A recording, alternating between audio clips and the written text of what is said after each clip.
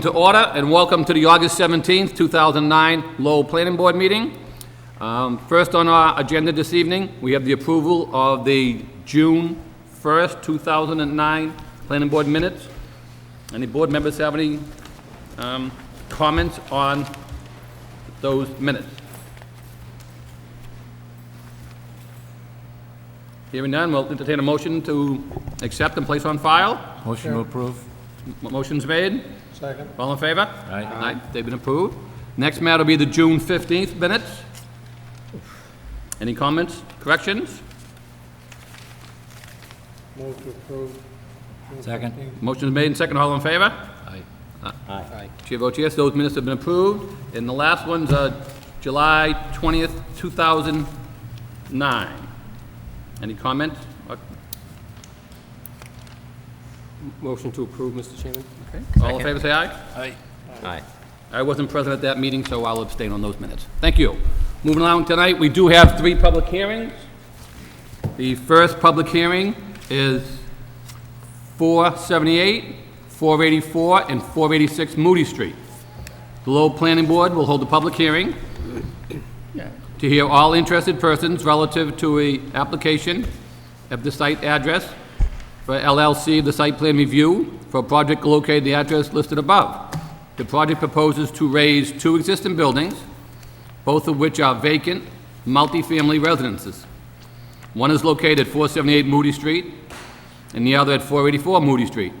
Redevelopment of the site includes an approximately 29,000 square foot, 4-story residential building, providing 23 affordable units, ranging from 640 to 1,150 square feet, with 4 one-bedrooms, 11 two-bedrooms, and 8 three-bedroom units. The project includes 16 parking spaces in one lot with access from Moody Street. The project is located in the urban neighborhood multi-family zoning district and requires site plan review under Section 11.4 of the Lowell zoning ordinance. May we hear the case for the applicant, please? Good evening, Mr. Chairman, members of the board. My name is James Flood. I'm an attorney with offices at 549 Roger Street, and I represent 478 to 486 Moody Street LLC. The LLC is the owner of the property at 478, 484, and 488 Moody Street, and it is also affiliated with the Coalition for a Better Acre.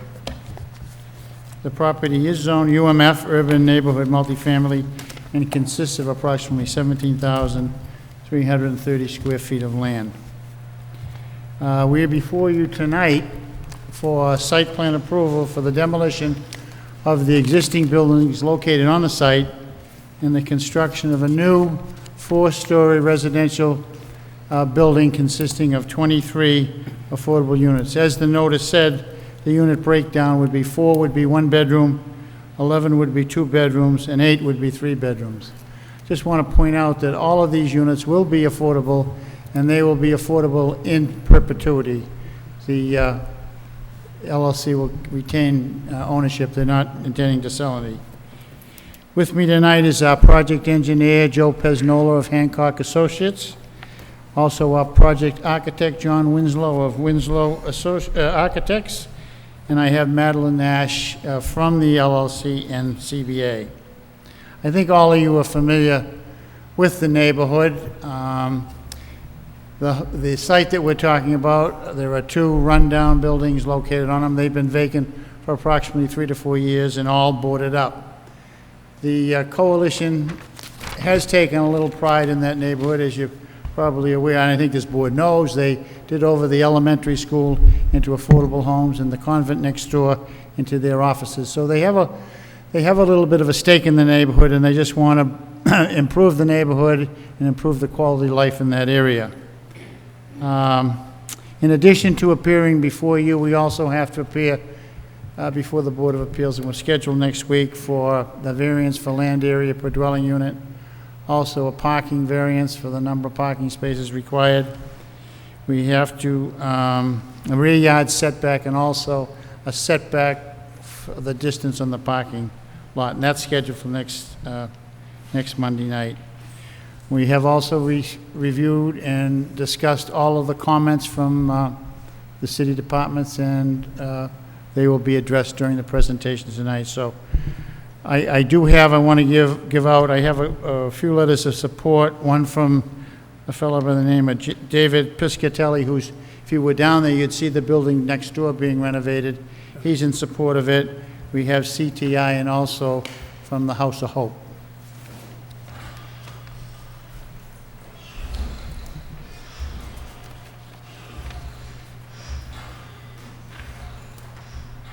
Thank you, Council.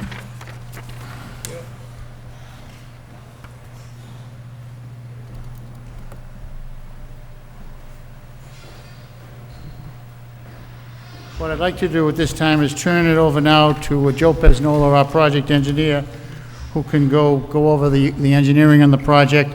Then it's John's gonna come up and explain the architectural, and then Madeline will explain to you the affordability of the project, and also she was involved in the traffic study that we've given you tonight. So, and we'd be glad to answer any and all questions that the board has after the presentation. So I'll turn it over to Joe right now. Thank you, Mr. Chairman, members of the board. Again, for the record, Joe Pesnola from Hancock Associates. We put together the baseline survey and the site plan for the project and presented that to the board along with a supporting narrative. The building position on the site is along the southerly side of the site with a 16-car parking lot kind of on the northerly side of the site. The entrance to the parking lot will be somewhat coincident to an existing curb cut. The remainder of the streetscape, the sidewalk, will be repaired. There's several curb cuts there and depressed sidewalks that'll all be removed and raised. New curbing to infill any existing curb cuts. As far as site utilities, everything is obviously available to us: city water and sewer. There is a sewer line that runs and drains some of the Merrimack Street area, comes through the property, and we have worked with the city engineers department to slightly relocate that and establish an easement around it and relay that line, make sure that it's in good working order when we get to that. So we've worked with the city engineers department to do that. As far as drainage, there is a combined sewer and stormwater system out there, so we can't make any connection to that, as you know. So we are taking care of all the drainage on site. We did soil testing out there, and we're proposing an underground infiltration system under the parking lot. That'll have a single catch basin that provides some treatment, and then into that system. We are providing for refuse in the parking lot up in the kind of the northeast corner. There'll be a dumpster enclosure that'll be made up of partially retaining walls and fencing that'll totally screen it from the public way in accordance with the ordinance. We'll have enough room for a 10-yard dumpster and some provisions for recycling. We've also presented within the site plans landscape details and lighting details. The proposal for lighting will be a single 25-foot shoebox light that has cutoff to it, so it's just illuminating the parking lot to the minimum levels needed, and no more than that. We have been in receipt of several departmental letters and comments, and we've presented to the board tonight a letter that responds to those on point. By and large, the comments were fairly minor. They had to do with the width of the ADA parking spaces, and we've worked that out as far as confirming that it was compliant with the ordinance. The details on the dumpster, which I've described to you. Some questions on the ramp in the backyard. We are proposing a small patio in the backyard, and there'll be a ramp to get down to the patio, or from the patio down to the backyard area, and that'll solely be for the residents of the project, and therefore there's no need to connect that that area out to the parking lot. Architectural details I'll leave to Mr. Winslow during his presentation. With regard to the questions on the trees, there are some what staff calls heritage trees, fairly substantial trees, most notably in the southeast corner. There's a couple of 28, 30, I think the largest is a 40-inch maple. All but one tree, I think, has to go to facilitate the project, and we've committed, as outlined in our letter, to look at the one tree in the far southeast corner. We think that's I believe a 28-inch maple with about a 30 to 40 foot canopy, and we've committed to engage an arborist to take a look at that. It would have to be trimmed back some just to avoid the building. But we think there may be an opportunity there to save that tree. In addition, we have committed to obviously be compliant with the ordinance for tree, the minimum number of tree required, which is 3, and we've offered to, kind of in mitigation, we could add another tree to the parking lot down by the street side to kind of compensate for the trees that we do lose. All the rest of the comments are contained within the letter. I think are clarifications or points from the city engineer that would be appropriate for conditions of approval if the board sees fit. So that's all I had. If there are no questions specific to that, I can turn it over to John Winslow, the architect. Thank you.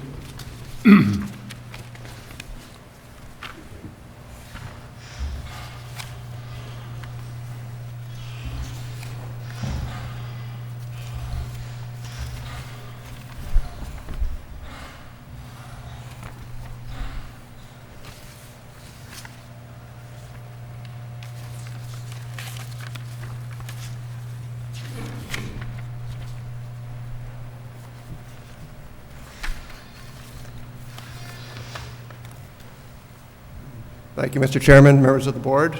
John Winslow, Winslow Architects, the project architect for this project. As Joe's outlined, he's talked mostly about the site. I'd like to talk a little bit about the building. I'm sure you'd like to hear about it. The building is designed to reflect the character of the neighborhood and to bring new life into the neighborhood.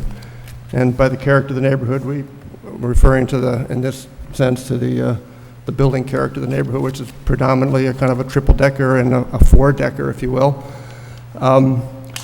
We've designed this building to match the height of the adjacent building, which is a 4-story, I guess you'd call it a 4-decker, currently being renovated for condominiums.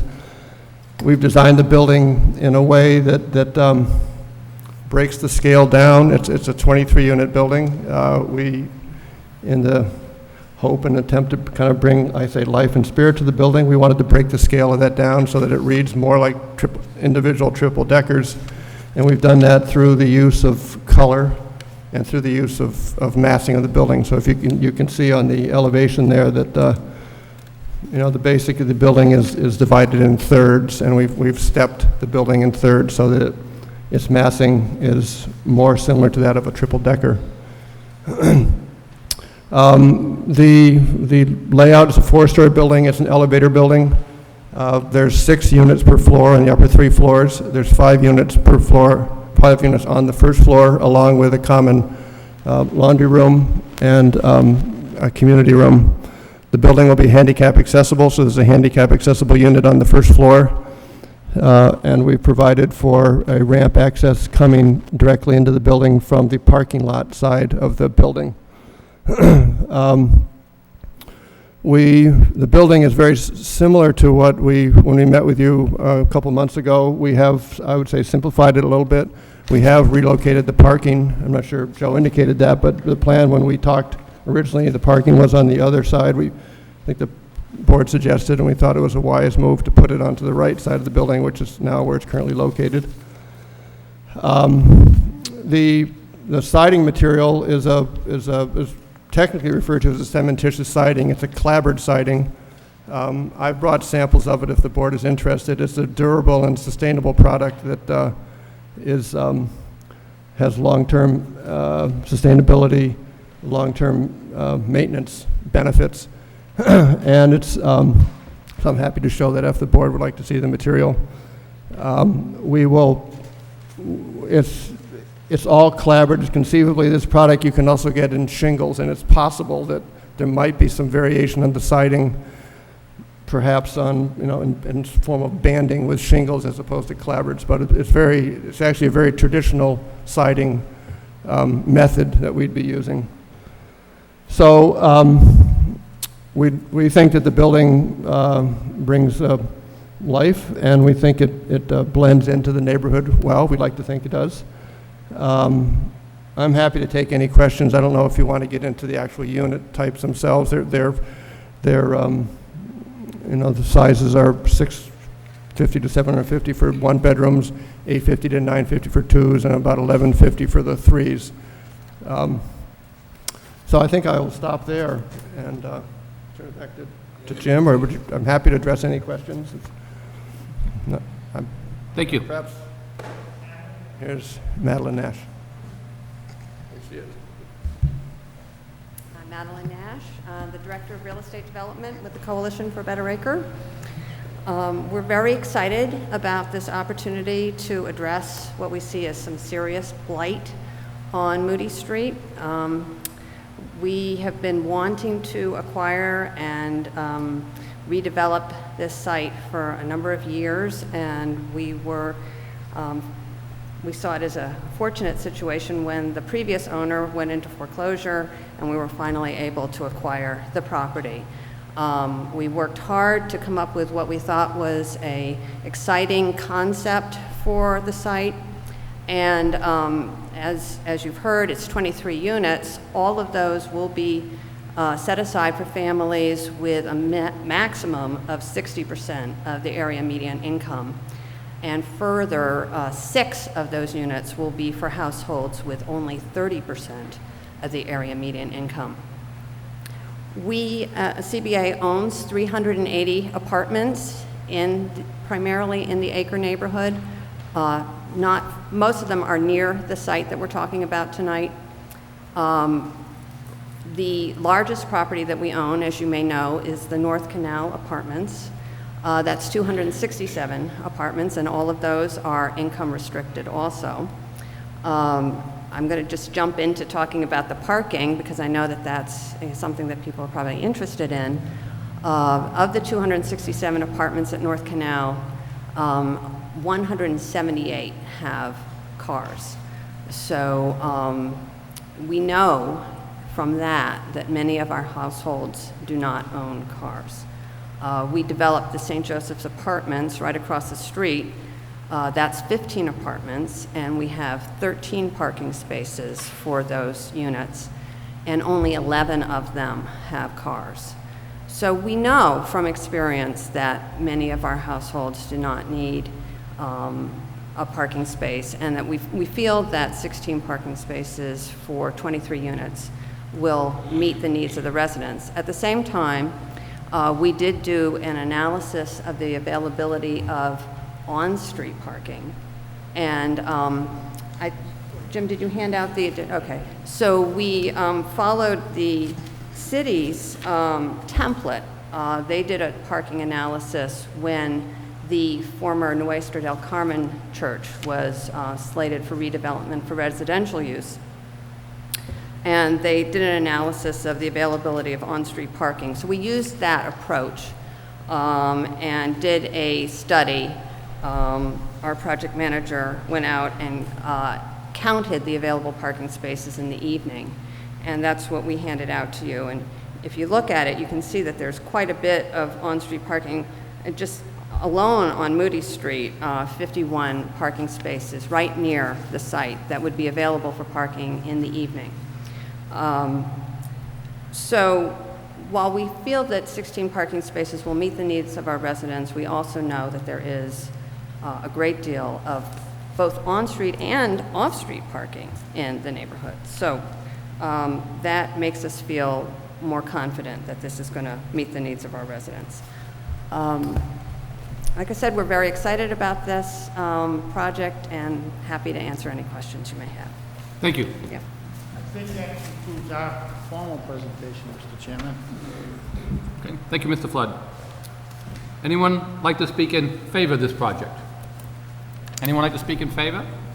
If you would, just come to the microphone, give us your name and address, please, if you would. Thank you.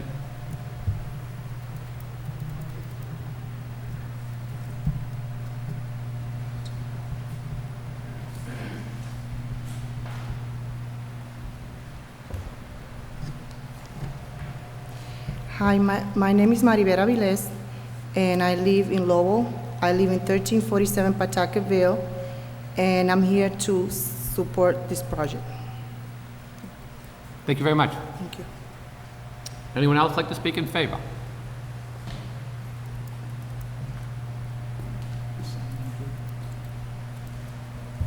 Buenas noches. Mi nombre es Miriam Ercolani. Vivo en el 205 Moody Street, Apartment B. Traduzca. My name is Robin Long Navis. I work with Coalition for a Better Acre. I'm serving as a translator. She said, my name is Miriam Ercolani. I live in Lowell on Moody Street. Okay. Yo estoy aquí, yo soy miembro del CBA de la Junta Directiva y estoy aquí, por favor, que aprueben este proyecto, puesto hay mucha gente que necesita dónde vivir, necesitan, y esto es por esto que estoy aquí. Gracias. She says, I'm a member of CBA and I'm here to support this project. There's a lot of people in need of this type of housing and there's a big need, so I'm here to support the project. Thank you. Thank you.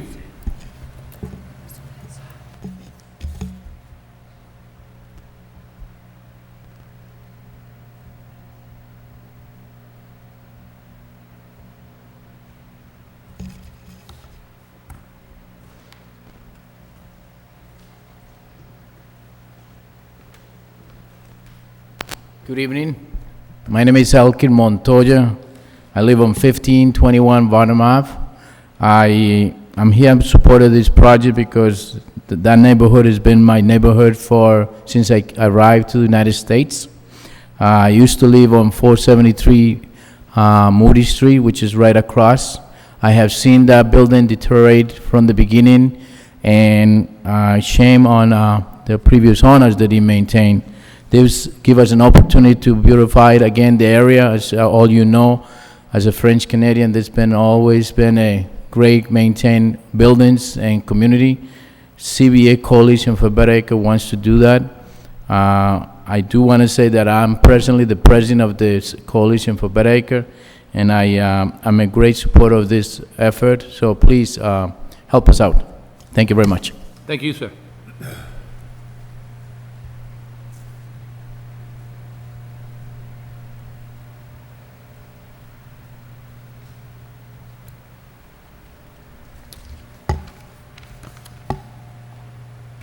Anyone else like to speak in favor?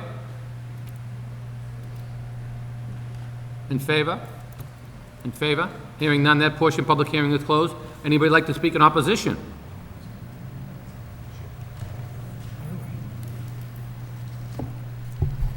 My name is Miriam Bond. I live at 70 Austin Street. My address is Austin Street. My unit actually faces Aiken Street, so I'm in a butter.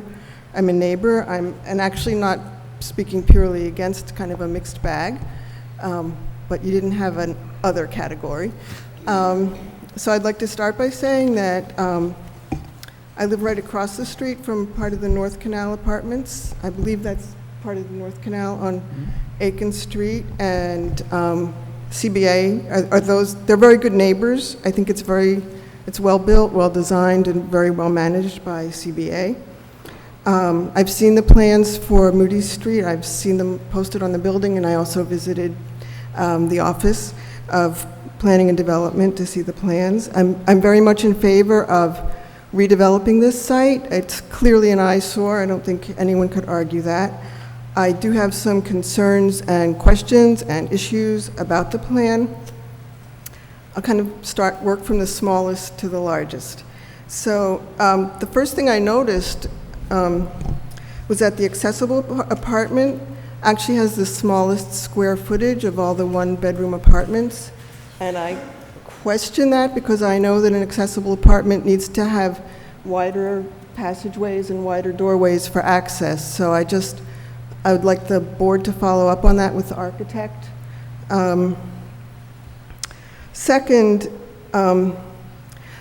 it's actually 4 interrelated aspects of the project, which is the height of the building, the total number of units, the green space, and the parking. I walk in that neighborhood. I think a 4-story building, even though the building next door is 4 stories, the building next door is aligned perpendicular to the street, and this would be aligned parallel to the street. I think 4 stories is too tall for the street, especially because it is located with very limited setbacks front and back, so it will be very close to the street and also very close to the abutters behind, although, that's their issue, not mine. I think visually for the street, it's too tall. I think in terms of population density, 23 units, of which 8 of them are going to be 3-bedroom units, is a lot. It's going to be a big change. It's going to be a big change in traffic, and it's a lot denser than the North Canal apartments, which are across the street. Especially thinking of children who might be living there. It will be a big building with a lot of people and really no place outside for children to be. It's bounded on one side by the street, one side by a parking lot, and on the other side by the St. Francis Church parking lot. And that's also tied into what I see as a lack of green space planned for that building. I know it's not required by the zoning, but if you compare it to the North Canal apartments, I think one of the really excellent things about those apartments and the way they're planned and laid out is that there is significant green space. I think that really contributes greatly to the quality of life for the people who live in those apartments. I think it's a place where children can play safely without having to worry about cars and in eyesight of where they live. It's a place, I see it's frequently used by the residents there. I think it's a social space that helps create community and allows connection to nature, which I think is important. And I see that green space is very important to the residents who live there, and I feel that it's a problem that there's no allowance for any kind of green or open space within the proposed project. And I do see that there's going to be also a hearing next week for a variance around insufficient land area per dwelling unit.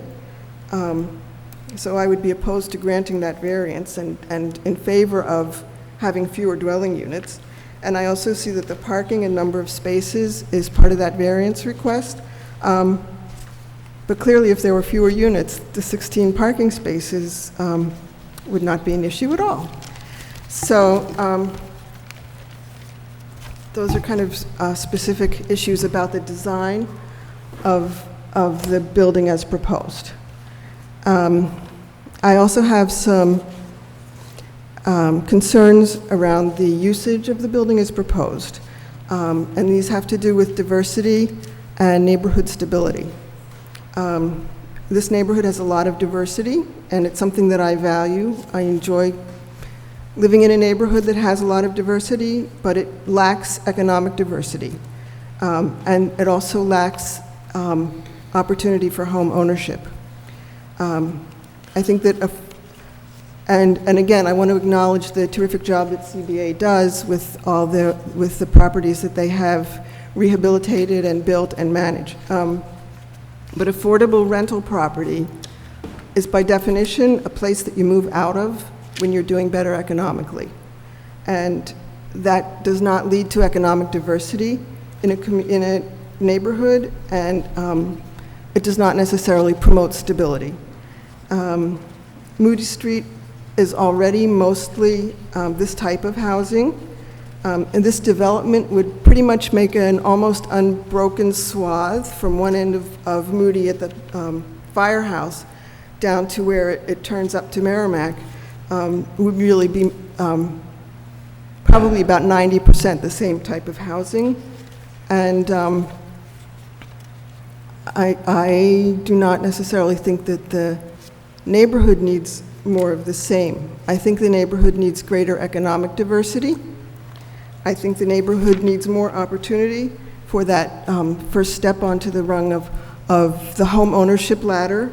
I know there are programs where affordable housing can be built to be for home ownership opportunities, not affordable rental, but affordable ownable housing opportunities, and I would like to see something like that on this site. I think that would be very welcome. I think it would bring more economic diversity to the neighborhood. I think it would bring additional stability to the neighborhood, and I think it would expand the neighborhood in a way to encompass aspirations of people who might live there, so that people could say, yeah, I want my children to live here too, which I don't know if that's the case today. So I would like the board to seriously consider the purpose of the project. I think this is the first opportunity the public has had to comment on that. It's the first opportunity that I'm aware of as an abutter. And I would also like the board to consider the overall size of the project and especially the green space. Thank you. Thank you.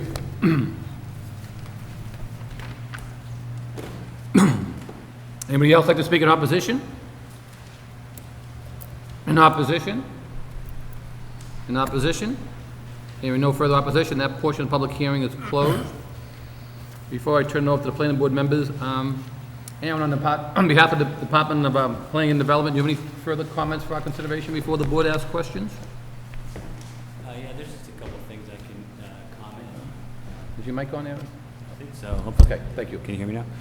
Joe had mentioned on the first issue that the handicap parking space, I had put in a comment in your packets that the parking stall wasn't meeting the zoning code, and we discussed it, that the space in the clear zone that are part of a handicap space shouldn't really be counted as a single unit.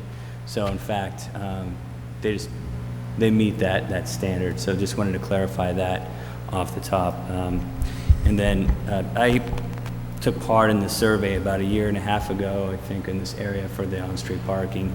And I didn't go out again and count, but the numbers on this are very similar to what I had found, that there's more than enough space on the street. It's kind of an example of how little development activity there's there now. It's probably a non-traditional indicator, but there seems to be a lot of parking space there. But if you have any other questions specific to my comments, I can certainly help along with that. Thank you very much, Aaron. Thank you. At this point in time, any of the board members have any questions or concerns? Mr. Lockhart? First of all, I'd like to commend the Coalition for a Better Acre for pursuing redevelopment opportunities in this neighborhood, cleaning up dangerous eyesores like this one. It's just to be commended. I do have a few things that I'd like to ask. One, and I'm looking at this from a safety standpoint more than anything. In one of the drawings that we had, the dumpster was at an odd angle. It wasn't square to Moody Street. And I'm wondering why it just looked like it would be difficult to maneuver there, and you might actually lose some parking if you leave it that way. Can you comment on that, please? Certainly. We did work with the coalition to understand their needs and their general maintenance protocols, and there was a need for a 10-yard dumpster. and the 10-yard dumpster doesn't fit square at the end between the property line and the end of the parking to give the people the maneuvering out of those last two spaces. So we've angled it in that manner, and we've also laid down a template of a trash truck in making the maneuver, and they can actually use the striped out area of the handicap space if they were to do a three-point turn. If not, they can easily back down the same way as if it was addressed straight on. So we've looked at all of that from the standpoint of parking maneuverability and the trash truck maneuverability. Okay, it just appeared a little odd, that's all. Secondly, somebody could comment on, a lady here brought up the need for green space or playground space. And just from an overall CBA standpoint, been a couple of developments over there. Is there any availability of a playground space back there? I And think can you just Madeline comment on can that? address that because they are working with the city for the new It came play. up before, but I don't Yeah, remember the details. there's a new playground being built next to the elementary school, which the CBA and the city is working on. Madeline can address it. It's being redeveloped, municipally owned playground, park, both passive and active recreation. We're working in partnership with the city on the redevelopment of it. It's in process. It should be finished any day now. And it's got both open space, trees and grass, and it's going to have some play equipment and a basketball court. It's been like that for a long time. We're just upgrading it. Also, North Canal Apartments does have 5 playgrounds, which are primarily for the residents of North Canal, but because these will be residents of ours at the proposed site, I think young children could use those sites. I mean, they are for young kids. That's what I'm talking about. Thank you. And just one other thing, Aaron, I don't have an approval from the fire department in my packet here.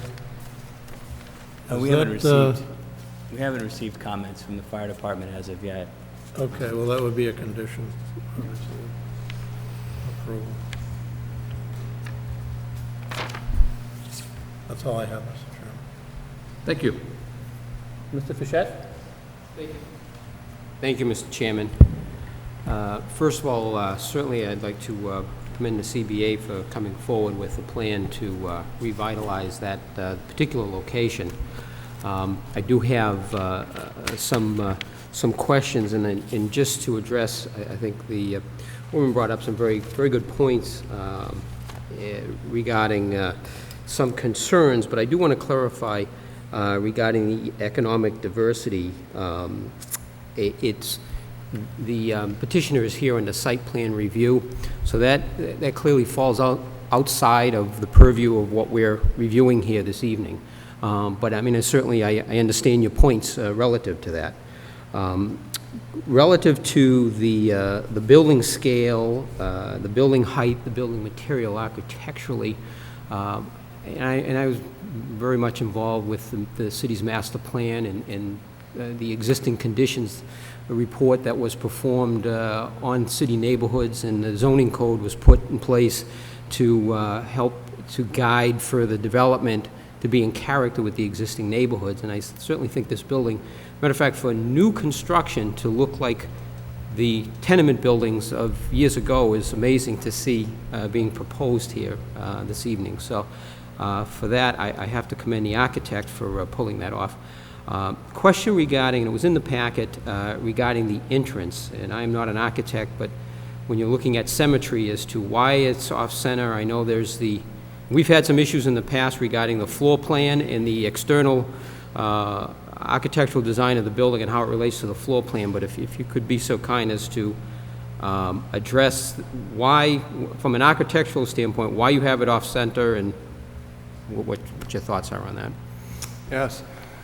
Well, I appreciated that comment. I know it came up before, and anytime there's a close look at plans, I always appreciate it. The building entry, I can't say is deliberately off-center. In fact, it's so close to on-center, I was a little surprised at the comment. It's about 3 feet off of center. So I wasn't sure if the comment was the canopy entry or whether the actual entry door, because those are two separate items. The reason the way it is, just so you know, the entry door, as plans will show, I don't know if you can see it from a distance, but the first floor, you come into a foyer, and there's a lobby, and there's a use on the left and the right of the lobby, which are not equal uses. There's a community laundry facility room on the left, which we wanted to line up with the common room that we have on the back side, which then lined up on the backyard. So there's a reason why the laundry room is where it is. And on the right-hand side is the elevator, which we're sizing to be no bigger than the elevator needs to be, which is 9 feet on the outside of the elevator wall. So you have an unequal use either side by a couple of feet. That canopy can be adjusted if we wanted to center it. I wasn't bothered, personally wasn't bothered by it, but I'm not going to go to the mat on it. If it's, my own feeling is actually, if anything, it might be better to be a little bit more off center, but that could just be my own take. But the building it is a symmetrical building left and right. The centerpiece itself does not have a symmetry because there's the row of decks on the inside of the, so that centerpiece is not a symmetrical piece. Part of it is just playing, it's like being dealt a hand of cards and playing out the hand, and this is where you are. And I did take a ruler to the laundry room, and again, it looks like it's wider than it needs to be. I don't know if there's a standard that you have to have? Well, we have to have it wide enough, again, the handicap accessibility issue, which this neighbor brought up quite rightly, it's an issue, and that the working aisle needs to be larger than it would be if you weren't having handicap accessibility. Now, I'm not going to, again, stand there and say we can't narrow that thing up by a foot, but it's within a foot of being minimum. It might be a little bit larger. You then get into this issue of, where do you want to place your priorities? Is it better to have a more comfortable laundry room or to have an entry that's dead center? I would opt for a larger laundry room. But again, I think this is the kind of issue which I'm not going to go to the mat on. I think it's a valid observation, and I would just simply say that it is the way it is because that's the way the program worked out. We felt, from a use point of view, best. Also, you did bring the material, because I was concerned about the material when you came for the pre-application hearing. If I could see the material, please. This is a product that its technical name is cementitious siding. There's one company on the market it's like Xerox. It's because it's so dominant. It's called Hardy Plank. So it's actually the company's name is Hardy. It's called Hardy Plank. So I recall the excitement of a traditional building using non-traditional siding, and I was a little. I'm glad to hear the traditional come back. Yeah, this is very traditional. You can hold that microphone right there behind you. There's one there, I think a handheld. cordless one they put out for us. Thank you. And that's on. Does that work? Yeah. It's on before the meeting started, so I wouldn't have any Okay. communication problems. It's a siding that, as you can see when close up, it's made to look like wood. Matter of fact, you really cannot, when you look at the siding per se, you can't tell that it's not wood. The trim pieces, like other kinds of synthetic sidings, you might say, wait a second, that's not a piece of wood. But the siding itself is a vast improvement on what's very often used, which is vinyl siding. It has much more sustainability. It has the color in the product itself so that you don't have to paint the building. So there's a savings on maintenance cost. It helps with, it doesn't have moisture problems that wood has, and mold and that kind of thing. So it's really a, don't want to be shilling for Hardy Plank here, but it's a very superior product. And other companies are making it as well. Harvey Industries is making it. And it's used very commonly now. Now, is that the color? Have you decided on, is that the color it's going to be, or has there been a decision made? I'm sure there's going to be debate about that. What we'd want to represent here is that what we're representing to our client is that we think using multiple colors is helpful for the building. Now, whether it's going to be red and yellow, I'm sure there's going to be a big debate about this. And So I can't say that these are going to be the exact colors. But that, what I'm showing you there represents the range of standard colors that they have. And it'll be one of those colors, or two of those colors, I would say. Possibly three, depending how much I prevail in this. Very good, thank you. Mr. Pesnola, just some questions regarding the trees. If you could, and we talked about the, I believe you had mentioned the trees on the southeast corner. Could you just show us where that would be on the lot, please?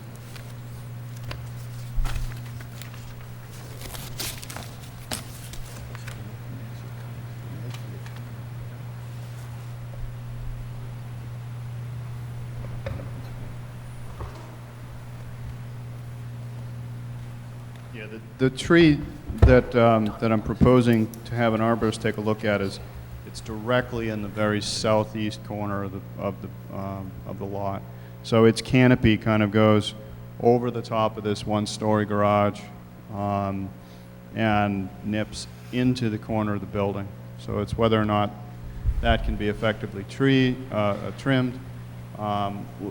What is the existing shape of the tree? Many times we'll try to save trees and there's a problem with them, either disease or so forth, and they can't stay because of the potential for them to come down onto the new building or adjacent buildings. Now, given the site, you're talking about 3 new trees, and possibly if that can't be saved, the 4th tree, where would you be looking to put those? We would put trees that flanked on either side of the entrance. The other thing that we can look into is actual street trees in the sidewalk along Moody Street. See, I like that. I mean, that enhances grades. Yeah, the streetscape versus that tree that's tucked. I'd rather have 4 trees that affect the streetscape rather than the one tree in the rear corner of the property. But, Certainly.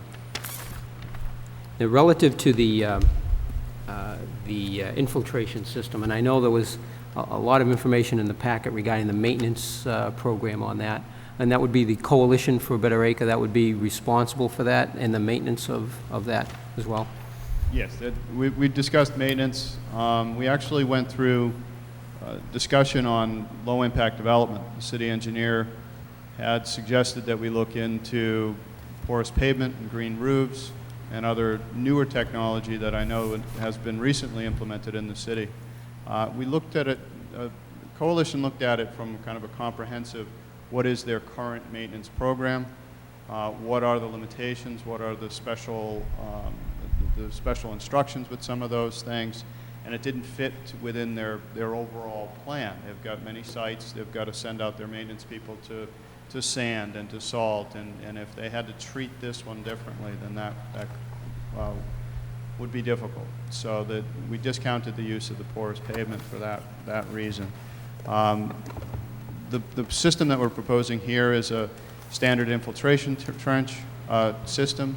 It has a single deep sump hooded catch basin that feeds into it. That's where all the sediment will be collected and removed in a maintenance program. The city engineer has asked that we provide annual maintenance reports to the city, so it will get done. And the soils out there were found to be very, very conducive to infiltration. Very sandy soils, deep groundwater. So we don't feel that at all is going to marginalize the system. Can I suggest, Mr. Frechette, as far as those trees are concerned, that we work with DPD staff in the placement of those trees, whatever they feel is right, whether it be streetscape or on the site? Sure. Now, relative to the parking, and I know the parking survey that was performed, and I am somewhat, based on my day job, somewhat familiar with that there's not as much of a demand for parking, especially in affordable housing. I mean, it's just statistics support that, and especially the restrictions. You're looking at 60% of area medium income, and I'm sorry, how many units with 30% of area medium income? 6 units with.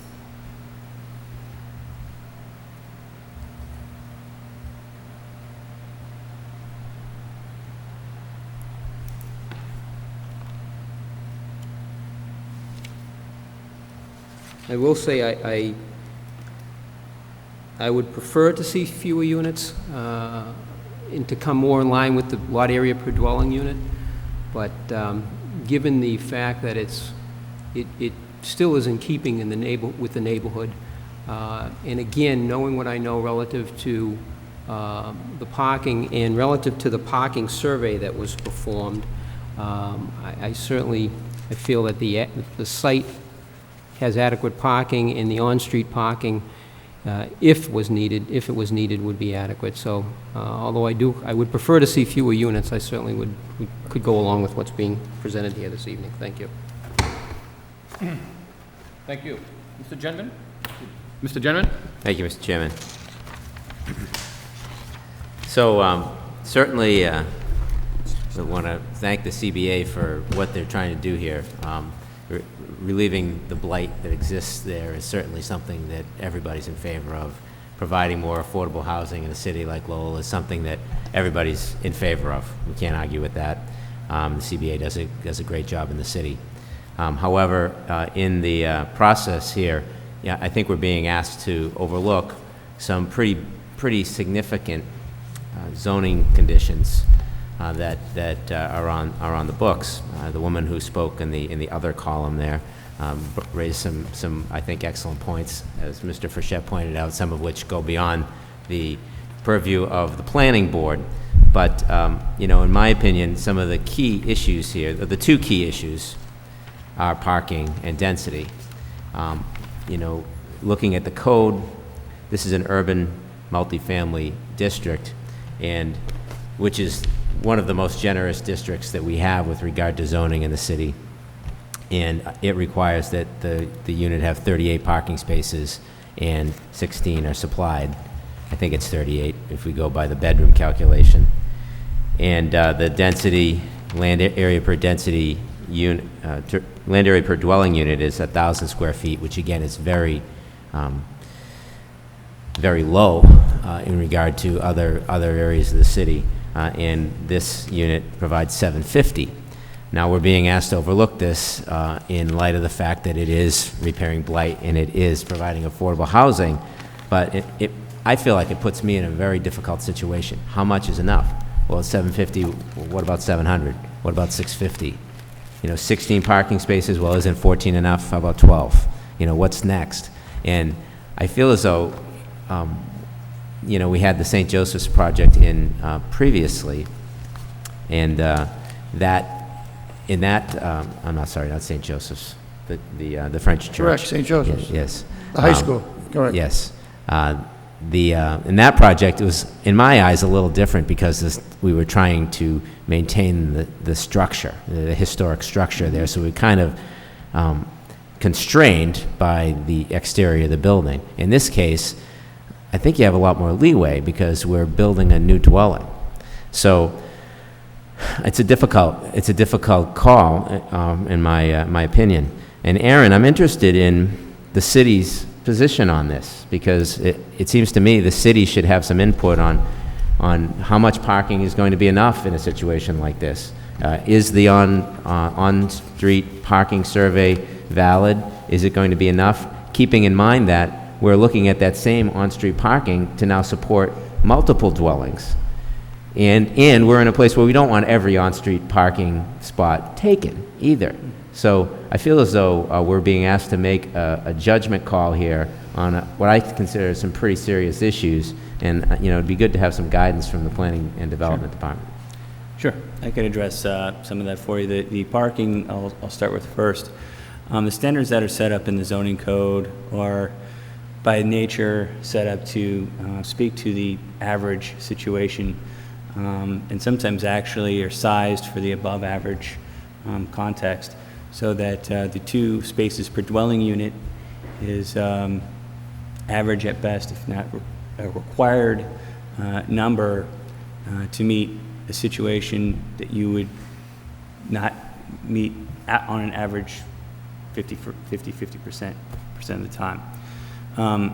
It's impossible to write into a zoning ordinance for each specific development project where you have some that have a portion of the units that are affordable at various income rates, not affordable, mixed use. You try to build flexibility into the zoning code as much as you can, but this type of development where you have 100% affordable, of those affordable units, they're 60% of AMI, is that what the, which is an affordability level where a lot of people may not even have a car. The ordinance itself shouldn't be written to address that specific need, that specific development project. That's where either a variance or a special permit comes in. The variance is that kind of release valve to the zoning ordinance that is very rigid in its development, and kind of has to be. But there are situations where the development itself provides certain types of benefits or value to the community that if you read the ordinance strictly, you're not going to allow it. You're not going to have that value. And this, I think, provides a couple of those. One of them is affordable housing. Affordable housing is a value, a need that our community needs, most communities need badly. We just went through a planning process for the Acre, Lower Highlands, Back Central, downtown, Jam area, and particularly in the Acre neighborhood. I would say we heard resoundingly in all the meetings that affordable housing, different types of affordable housing, was, I wouldn't say paramount, but extremely important to the community, important to the residents of the Acre. We never heard once about parking. Parking was not a concern. When we have an ordinance in place, we typically try to recognize that it is a generalization. It's important to have these regulations to preserve and protect, enhance neighborhoods, enhance and protect the character of these neighborhoods, but at the same time, providing them that escape or that safety valve for the project that has some value to it that the typical project does not. So I think the affordability, just on a theoretical level, the fact that we're able to achieve 23 affordable units at 60 AMI is a significant value. Practically, the fact that those people living there aren't going to own a car, I mean, I'm not basing this on any kind of study, so this is just purely kind of me editorializing at this point. But I think Madeline probably has more experience in that, and I think she alluded to it with the Canal Place, that someone who's living in that demographic, if they're lucky, have one car. So to deprive them of a place because there's not enough parking space, to me, doesn't seem like something we want to do. The other added value to this project is that we're removing two seriously blighted buildings from the community that are probably preventing, to some degree, redevelopment of that neighborhood. There's another added value. If we can get this project, if this project could go forward and work for the neighborhood, it could potentially help redevelop the prospect of redevelopment of that neighborhood. So I guess for the parking, I'm absolutely comfortable with the survey as a valid study for supplemental parking to the parking spaces provided. Just giving the demographics of it. Furthermore, that district itself is a residential district. It's not a commercial district. You're not going to see the kind of parking needs on the street that you would see in a commercial district. Street parking is typically reserved for pulling up, running into the grocery store or the restaurant, picking up a sub. It's a convenience parking space. That's where you really need it, is in a commercial district or a commercial strip. This being a more residential district, and I think the study shows it, the survey at least, that the segments of Moody Street that are closest to these houses are the lowest, or among the lowest utilized for parking. So I'm comfortable with parking. Lot area per dwelling unit. What is enough? I think you have to again look at the building itself, the project itself. Visually, in terms of urban design, which is a perspective I come from, it fits I think, quite well with the historic building type. The Canal Place apartments across the street are of a different vintage, early 20th century projects. This is one this is mimicking an earlier vintage, and I think is doing quite well. The fact that you have the three forms, the three massings, that idea, that tool that the architect used, I think, plays off of the narrower, longer four-story building next to it and replays that down the street. So as far as the building size itself and massing, I think you wouldn't know how many units are in it. And then access to recreation, as Madam alluded to, we're working on a playground across the street that is designed to serve various age groups. So I think toddler to teen and above teen, for active and passive. So and the other thing I try to keep in mind in a project like this too is the proximity to the North Common, which is a sizable park, which is underutilized. It's not really that used as heavily as it could be. That's not a terribly far part. It's probably a 5-minute walk from this project. So the short answer, Steve, sorry about that. The short answer is typically this is not something we would want to see in this district to this density with this parking with the typical project. But what we would want to weigh when making a decision is the development itself and what is it bringing to the community. And so I would say that although they're asking for some variances in density and parking, the value that it brings to the neighborhood and the value it brings to some of the things that people specifically want in that neighborhood, and of course it's kind of up to the ZBA as well, but from a planning perspective, it seems to be a good project to me. And as long as the development and maintenance of the building is of quality. If you build something that is just not going to upkeep very well, is not going to be maintained over time, that's eventually going to bring down the neighborhood. But that's why I asked if we could see a sample of the materials, something that's going to have longevity to it. All right, thank you, Aaron. I'm glad you didn't give us the long answer. No, actually, that was very helpful. Good insights. Couple of questions. On the map, you show an existing parking area just to the right of the proposed parking lot. That is for the existing four-story building? The one, next on which door? side, Steve?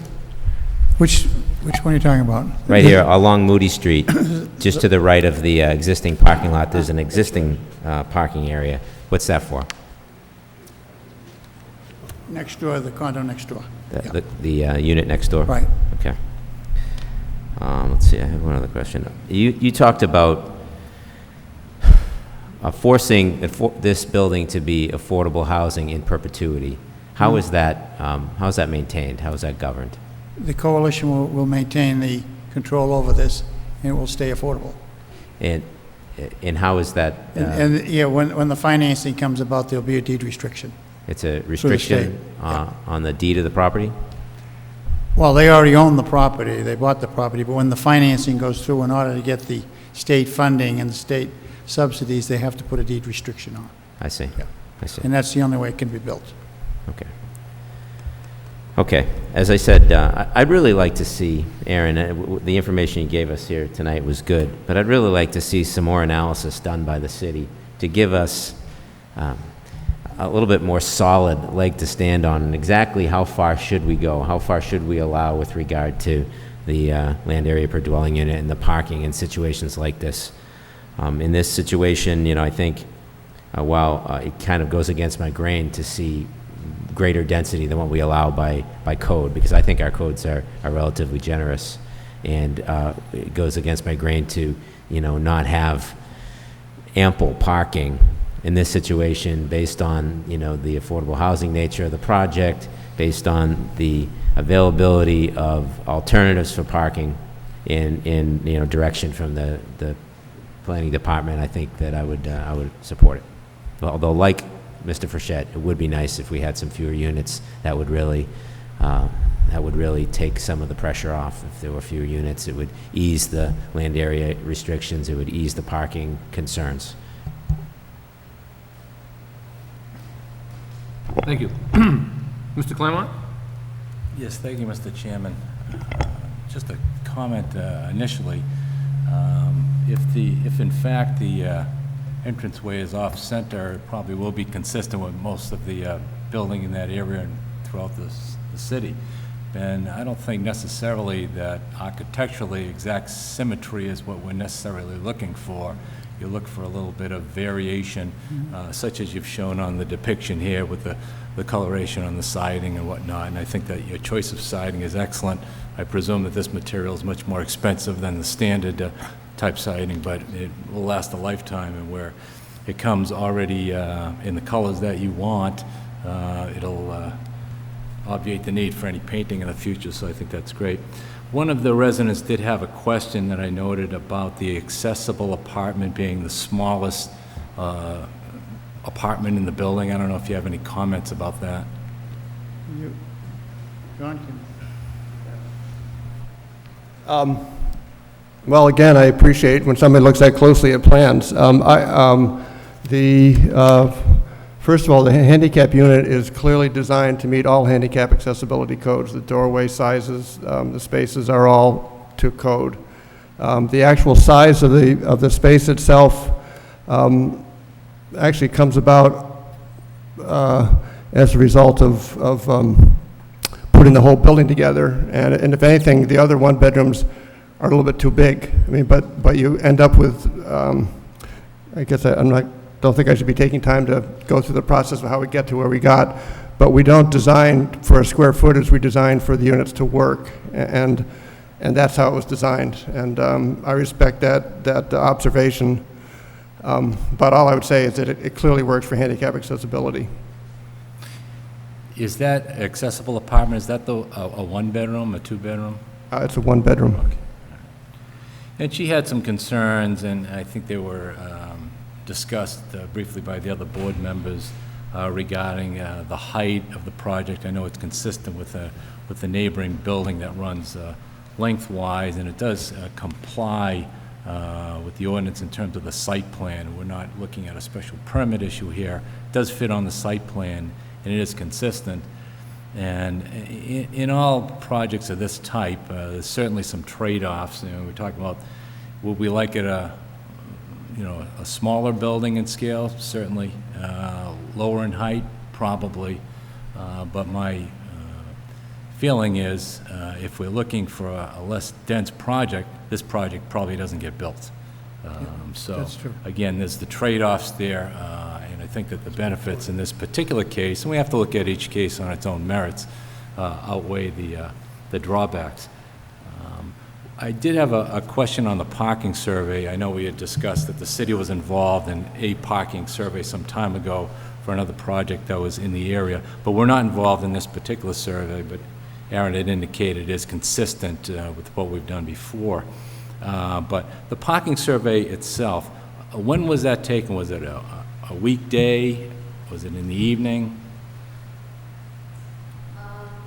Wednesday, August, on the bottom, 5:30 p.m.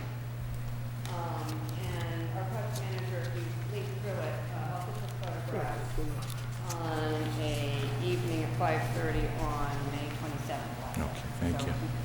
Kind of good point. Yeah, and looking at the numbers that are shown, we certainly have no reason to expect that there be any different on any particular weekday evening when people are home and utilizing the parking spaces, and utilization at about 40%, and it looks like this survey is done within about a 2-block radius. So it appears that there'd be plenty of outside parking available if you happen to need it.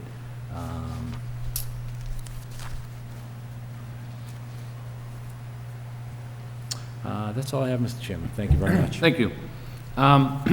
Basically, the one question I have is, I know you talked about the state funding. Can you explain to me how the funding applies for the 23 units? I know you've talked about this in the past to us, but I want to see. Well, we If you just get a little closer to the microphone, I appreciate it. Great, thank you. We applied to the state for funding. We submitted an application in May, and it's based on the entire project. So I'm trying to figure out exactly what your question is. Well, my question would be, if we made it smaller, would you get the funding? We would get less financing, which would make it harder for us to develop the project. I mean, basically, the higher the number of units, the easier it is to cover your costs. Your acquisition costs, your soft costs for architectural engineering, legal. And, you know, we really try to develop a high-quality property. We look at the long-range costs.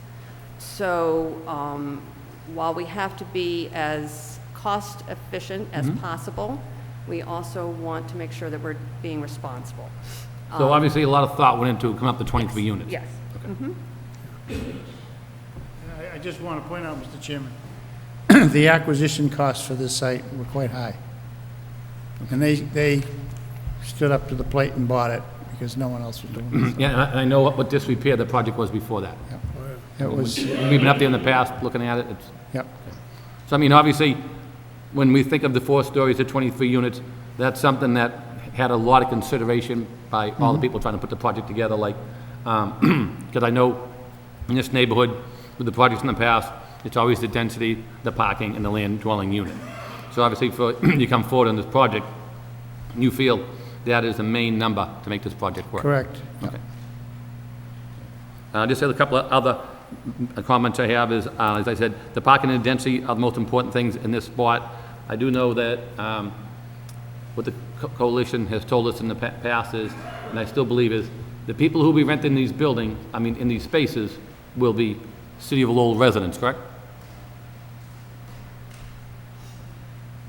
We know from experience that the majority of our residents come from Lowell, but because of fair housing laws, we have to market them affirmatively.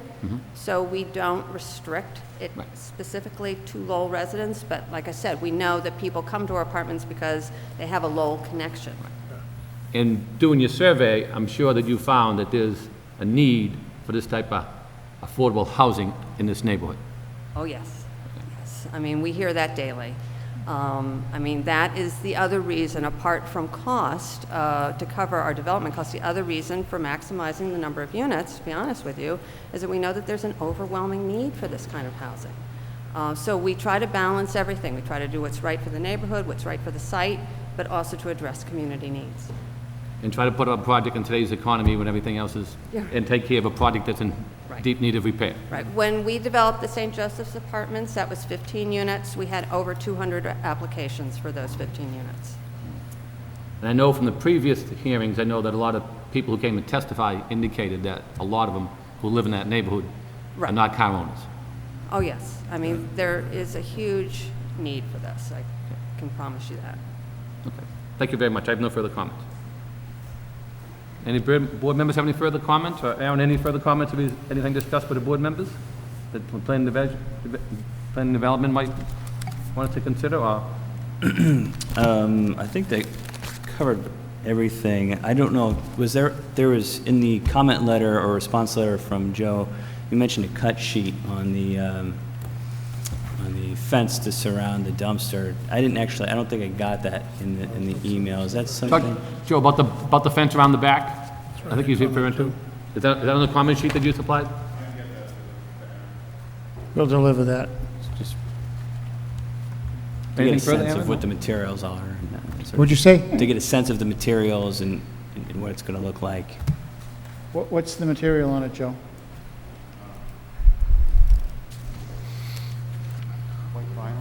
White vinyl fence, yeah. There'll be a portion of the enclosure will be a retaining wall, and then it'll be finished out with the white vinyl, 6-foot white vinyl fence and gate. So it'll be solid, opaque, 6 feet high.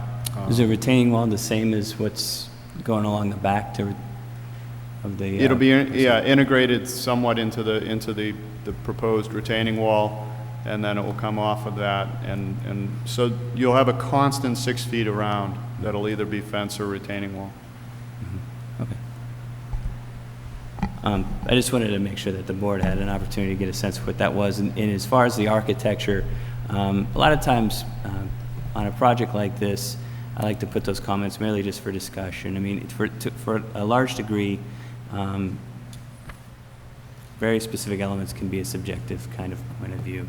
But when you get into a project like this where you're looking at what's the enhancement, what is it going to bring to the neighborhood, I think these kinds of details are rather important. It's a building that is actually very symmetrical in form and massing, but what makes it troublesome for me, and this is just an editorialization, is that when you have the columns that are not proportional, and then you have an awning off-centered, a door off-centered, it starts to make the building feel discongruous. That massing, that central massing is set back a little bit, so it may not be a big deal. Most people may not notice it. But I think when you're talking about building and using architecture and fenestration, the elements that you put into it, if you're going to do things that are going to be set off from the rhythm, set off from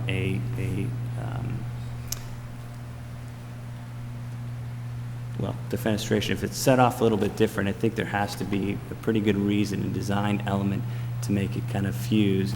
And it didn't quite work there for me, but the board doesn't have a problem with it. I think what's most important is that there's enough detailing in the building to kind of minimize the height and the length. And I think those details which show up in this project will solve some of the concerns about density. And those elements are there, and that's the most important part in terms of the architectural elements. Thank you. Mr. Chairman? Yes. I just had a quick comment. Do you have any plans for how you're going to monitor the parking and make sure it's only residents using the parking? We will have stickers issued to households that have cars, and we'll have a sign that says resident-only parking. And we have a towing company that visits all of our properties on a regular basis. Okay, great, thank you. The other thing I was wondering, Mr. Chairman, is if we can put a condition on a motion to approve, assuming that's what the board wants to do, requiring that this be maintained as affordable housing into perpetuity. I know that will be a condition of the financing, but I think it would be good if we could make it a condition of our recommendation as well.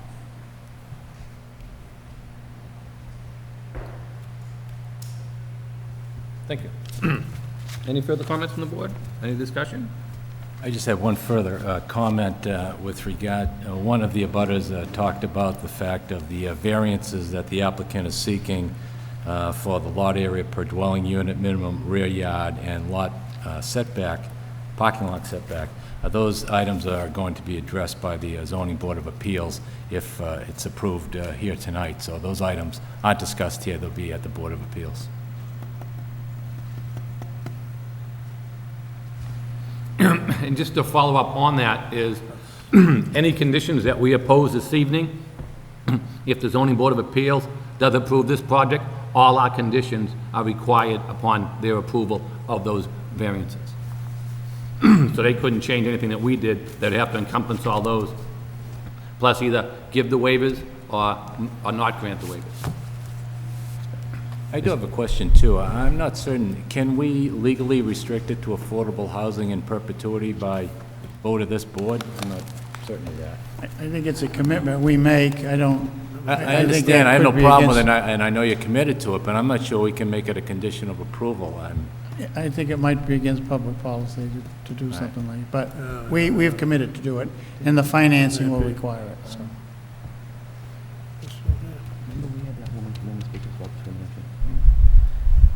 Mr. Chairman, I'm sorry. Remember that the evening when we had the woman from the state come in and talk to us about discrimination?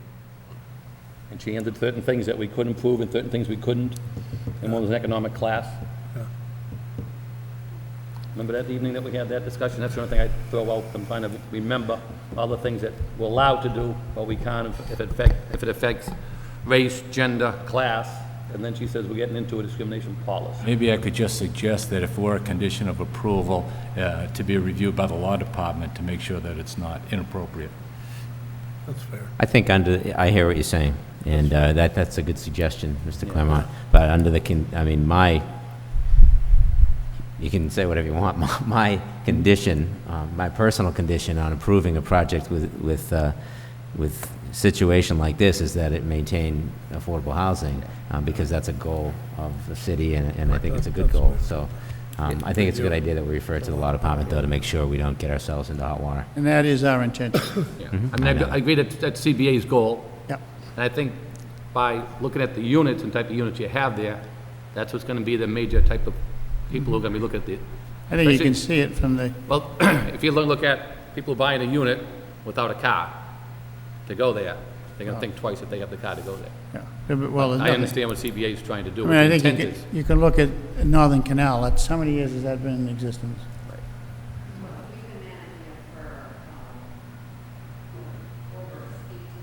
Yeah. It's been, and that's always been affordable. You know, and maybe like a letter of commitment from CBA that that's what their goal plan is. Yeah, I mean, there's no, I'm making that commitment now. I understand. Okay. That's our intention. So I think referring the condition to the law department would be a good suggestion. I had one other question regarding the setbacks. It's my understanding that while this dwelling unit will violate some of the setback restrictions, that it's better than what we currently have there. Is that true? Absolutely. So, Absolutely. Goes so all this the way is an back. improvement over the Of what's current there now, dwelling. right. While it will still violate some of the setback Right. zoning codes, it's better than what we've got now. It goes, I think the existing building goes all the way back, isn't it? 1 foot? 1 foot off. Yeah. Okay, thank you. Will the building be air-conditioned? I don't know. Can we move our meetings there?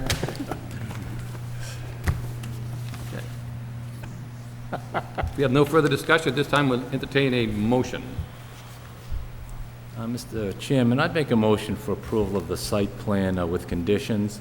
And the conditions I'd suggest is that the applicant obtain the fire department approval, which we don't yet have in the package, that the applicant work with the DPD regarding the streetscape and the landscaping, that the applicant work with the DPD regarding the materials that'll be used for the dumpster enclosure, that the applicant incorporate the modifications to the plan outlined in the letter of Hancock Associates dated August 17th, 2009, that we've been reviewing this evening. And then finally, a note that the applicant has indicated their intention to maintain this property as affordable housing in perpetuity, and that we add that as a condition if it's permissible as determined by the law department. I'll second that motion, Mr. Chairman. Motion made and second. Any further discussion? Just want to make one more comment about the playground space. I think that's really important over there.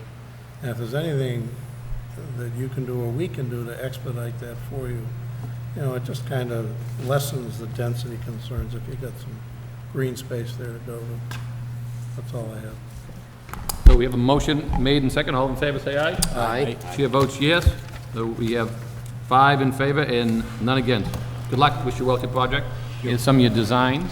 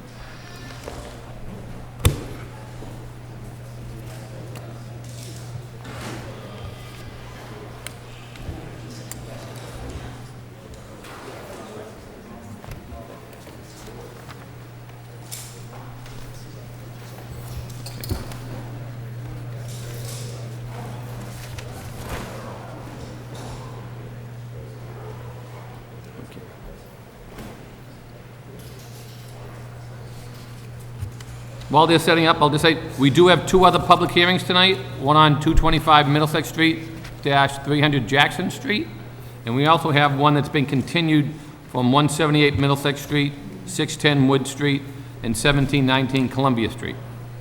How many people are here for the Middlesex - Wood Street, Columbia Street? Okay. So everybody else here is for the Jackson Street, correct? Okay. So if I could just, Aaron, did you have any communication with the applicant who's scheduled for the 1782 Middlesex Street, 610 Wood Street, and 1719 Columbia Street? Yes, Attorney James Hall had called me today asking if it would be appropriate to continue the hearing till the next meeting. Apparently, the engineer was on vacation, unavailable for this evening. I said that he could send a letter, and as long as he also sent a letter foregoing the constructive approval, which we did receive a fax copy of, so I can. So we have a letter for continuance and well as... To the first meeting in September, so I think that's September 10th. It's in my... The board matters want to act on that matter first before we go into the next public hearing, so if anybody is here on that matter, I apologize for that delay. Noticed the applicant wasn't here, so I thought they might have been coming in during the last presentation, but I figured they're not here by 8 o'clock. Something was up. Yeah, you're right. Okay, we have a letter by Attorney Hall indicating requesting continuance due to the fact that he didn't have his engineer present this evening, and he also stating that due to the fact the engineer's on vacation and they don't have the plans ready. This is for the Wood Street, Columbia Middlesex Street. And also that the total time from the board would be waived, therefore, if the 90-day period has gone into effect, that period would be waived. So let me start off with, what's the board's request for the continuance to our next public hearing for the Middlesex / Wood Street, Columbia Street? And I think Chairman, I make a motion to continue. Is it September 10th? September 10th, Thursday. Okay. I make a motion. It's a Thursday. Yeah. Thursday. Yeah. And then the next meeting would be on for September 10th. It's a Thursday due to the Labor Day holiday. Right. I'll second that, Mr. Chairman. Motion's made and second for the continuance. All in favor, say aye. Aye. That matter. So anybody who's here for the 1782 Middlesex Street, 610 Wood Street, 1719 Columbia Street, a request of the applicant, the matter will be continued to 9/10/09, which is a Thursday evening, due to the fact of Monday holiday for Labor Day. And we don't have any other time to use this room. Right. Thank you. Can we put those back in the file that way? Okay.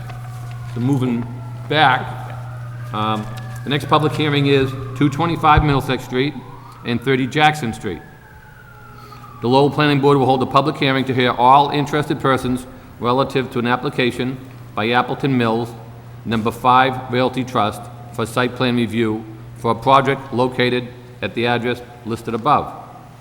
The project proposes to convert vacant and industrial space within the building at 300 Jackson Street into 75 condominium units and a restaurant space, which will include a 744 square foot building addition. The charter school currently located in the existing building will remain. The project will include one parking lot providing 9 parking spaces with access from Middlesex Street. Parking requirements will be met by leased spaces from the municipal garage. The project is located in the downtown mixed-use zoning district and requires site plan review under section 11.4 of the Lowell zoning ordinance. May we hear the case for the applicant, please? Members of the board, Mr. Chairman, my name is Chris Netto. I'm with Nobis Engineering, located at 585 Middlesex Street. I'm here on behalf of Appleton Mills number 5 Realty Trust, and we're presenting the site plan for 225 Middlesex and 300 Jackson Street. The existing mill complex is a 5-story mill building on approximately 1.5 acres. The building currently houses the Lowell Community Public Charter School, and they occupy about 52,000 square feet of the building. There's approximately 32,000 square feet of industrial space and 65,000 square feet of vacant space in the building now. In the proposed condition, we're proposing to convert the upper 4 stories of the 5-story building to 75 condominiums, residential units. The first floor, around 52,000 square feet, will remain occupied by the Lowell Community Public Charter School. And then additionally, we're proposing around 5,000 square feet for a new restaurant and theater building on the back side, on the Middlesex side of the property. And if I can just flip the plan here.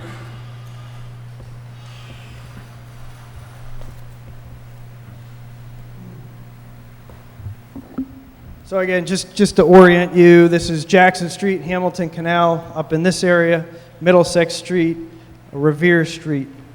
We do have a street called Robeson Street, which is a private way. It is not a public street. So as a private way, the only people who have access to that will be the owner of the property and the abutters. The residential units are proposed in the main part of the building here. The only real changes you're going to see to the building and to the site as a result of the residential units will be some utilities on the Jackson Street side, some new utilities, which will coordinate with Hamilton Canal District as that happens. And the building itself is really going to remain much the same as it looks now. The windows were all replaced previously. I think the only changes you'll see to the facade will be just repair and replacement of brick in like kind. The biggest change to the site will be on the Middlesex Street side of the property. And that's where this L-shaped part of the main building, which is vacant now, called the Turbine House, is going to be converted into a theater, sort of casual restaurant space. So as part of the site changes for that, we've designed a 9-space parking lot with handicap space, a lot of new landscaping, hardscape treatment. We've also designed a secondary access for the residents of the condominiums out back here, so they'll have a little bit of a patio space adjacent to the entrance to the theater and the restaurant. The parking, as I said, 9 new parking spaces primarily for the restaurant and the theater use. Although in the DMU, parking is not required because we're within 1,500 feet of the parking garage, which is right down the street here. Also, in order to fulfill a requirement for parking for the residential units, which we're required to provide 1 space per unit, we are entering into a long-term lease with the City of Lowell to use the parking garage. So they'll actually be leasing 75 spaces for the new residents in the condominiums. So again, we're proposing what's basically a large expanse of paved area. We're proposing to add some nice elements of hardscape and landscape, some stormwater improvements to sort of green up the area. We're also proposing a green roof for the restaurant and theater area. I've got the architectural elevations here. I'm joined by Ryan Connor from Connor Design, who's the architect for the project, and he can touch on architectural elements.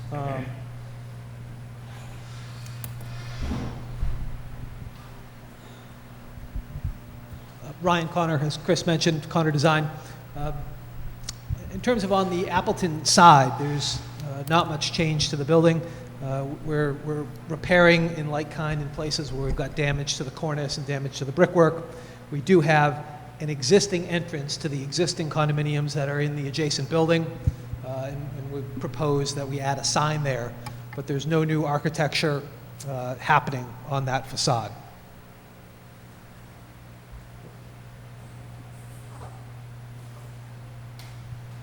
On the Middlesex side, as Chris had mentioned, we have this theater cafe building, which we're proposing to replace the windows that are in terrible disrepair, of course, now, repair the building itself, create handicap entrances and accessible entrances to both the turbine house and a back door, if you will, to the condominium project. With some sundry other components, you know, a ramp and revised stairs that get you up onto the loading dock. Again, there's no significant alterations to the building itself other than repairing damaged cornice lines, damaged brickwork. We do have, as Chris had mentioned, one piece of building that we're proposing to infill, which is this back piece, this leftover shape here, that now is where, you know, pigeons die and garbage blows. You know, it's really an area that we could utilize for support spaces for some of these other components of the program.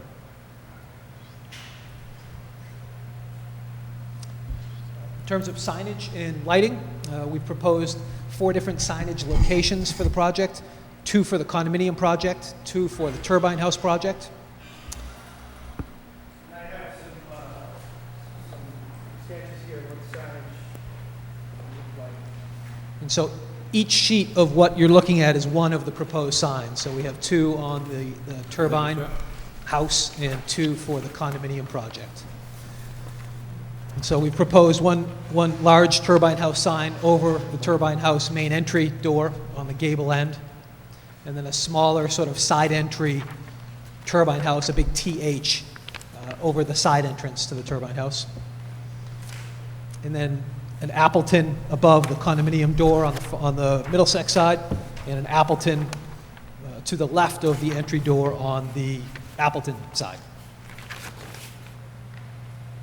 And we've proposed to use brushed aluminum letters, a variety of heights depending, and they're noted on those drawings, but ranging from 18 inches to 10 inches tall. I will mention that, that Ryan has been before the Historic Board for review, for preliminary review, and obtained preliminary approval. Conditional approval. Conditional approval. And the details we're showing you are much the same as what was presented to the Historic Board. We'll go back with a final set of plans to them, and certainly if anything changes on detail elements of the signage or the building architectural elevations, then we'll provide those back to staff and the board. We received comments from the Planning Division last week, and I sent a letter along this morning to Aaron. And I'd just like to touch on a few of those points. I'm not sure if you've seen our responses to those, but this is in reference to the August 10th comments from Aaron. Is this your letter dated to August 17th? That's correct. Okay, thank you. Signed by Chris Nadeau? Okay, thank you, sir. The first comment was with regard to the width of handicap spaces. I think the previous applicant had the same issue, and that the board, or I'm sorry, that staff has interpreted the width of our handicap space to be okay at this point. In that the space itself is 8 feet, the striping is 8 feet, and in all, it meets the intent of the ordinance of 8.5 feet. It's actually 16 feet wide. Second item was with regard to the signage, which we just presented to you. And again, if we have to go back, when we go back to the Historic Board with final signage, we will present any changes back to the board and to staff. Third is with regard to site lighting. We're not proposing any pole lighting or pole-mounted lights at this point. All we're doing are accent lights and signage lights attached directly to the building. Those will be metal halide lights. And again, that has to be reviewed in detail by the Historic Board. So at the point when we have cut sheets for the actual fixtures, we will present those to staff and to the board. With regard to dumpsters, all of the dumpsters for the charter school and for the residential units will be located inside, as well as the recycling facilities, so they'll be screened from the outside completely. There is one dumpster for the restaurant that's located on the corner of the parking lot.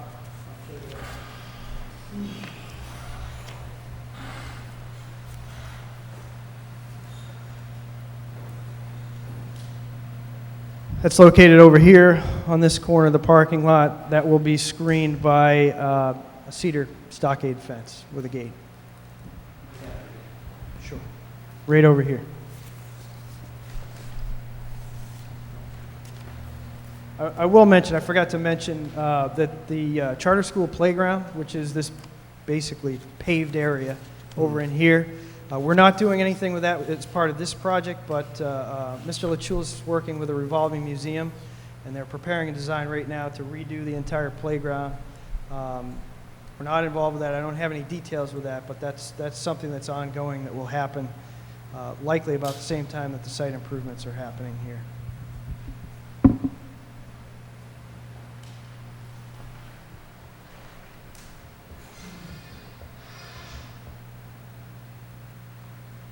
With regard to curbing, we will be providing granite curbing on the site, curb returns at the driveway. I mentioned Robeson Street, which is actually a private way. It's not a public street. I believe Mr. LaChulis talked to Aaron this afternoon or this morning about that.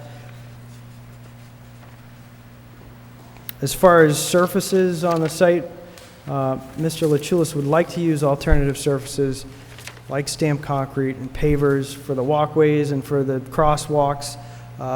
We haven't gotten to that level of detail yet with the historic board on that, so right now we're calling it out as pavement and potentially an alternative surface.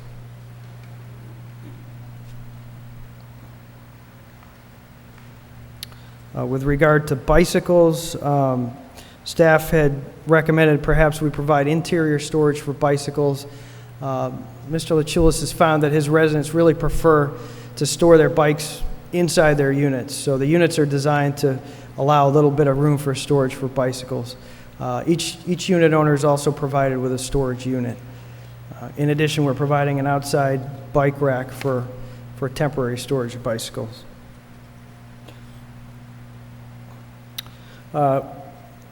We don't show it on this plan, but staff had recommended that we replace the sidewalk out in front on Middlesex Street with concrete, which the applicant is fully willing to do. There was a recommendation to replace a street light. There is a single pole light in front of where the restaurant and theater will be. At this point, we're not proposing to replace that light. The engineering division had a few technical comments, which we've addressed here.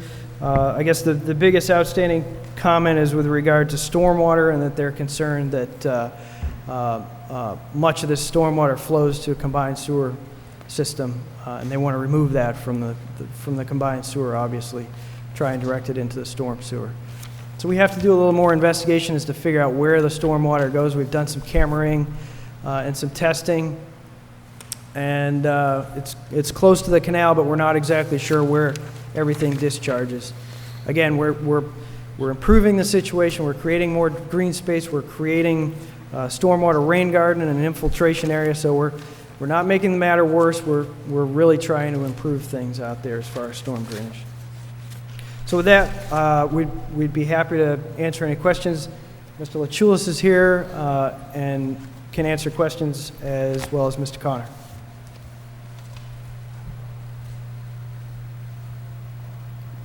Thank you, sir. Would anyone like to speak in favor of this project?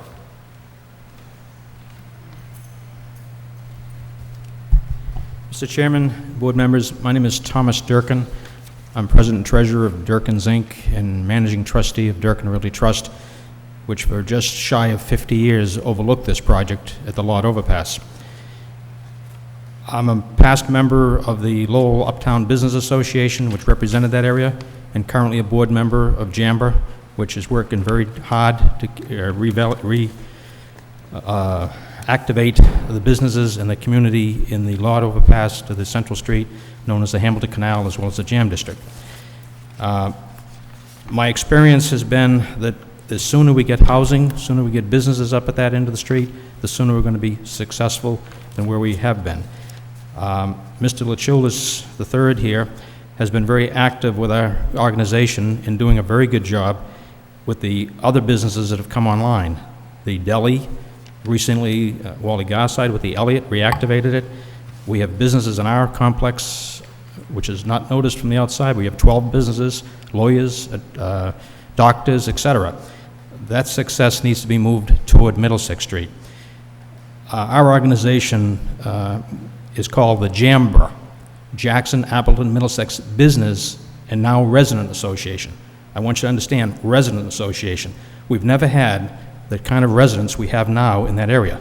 Jackson Street has attracted Boston-based people who work down there and live up here.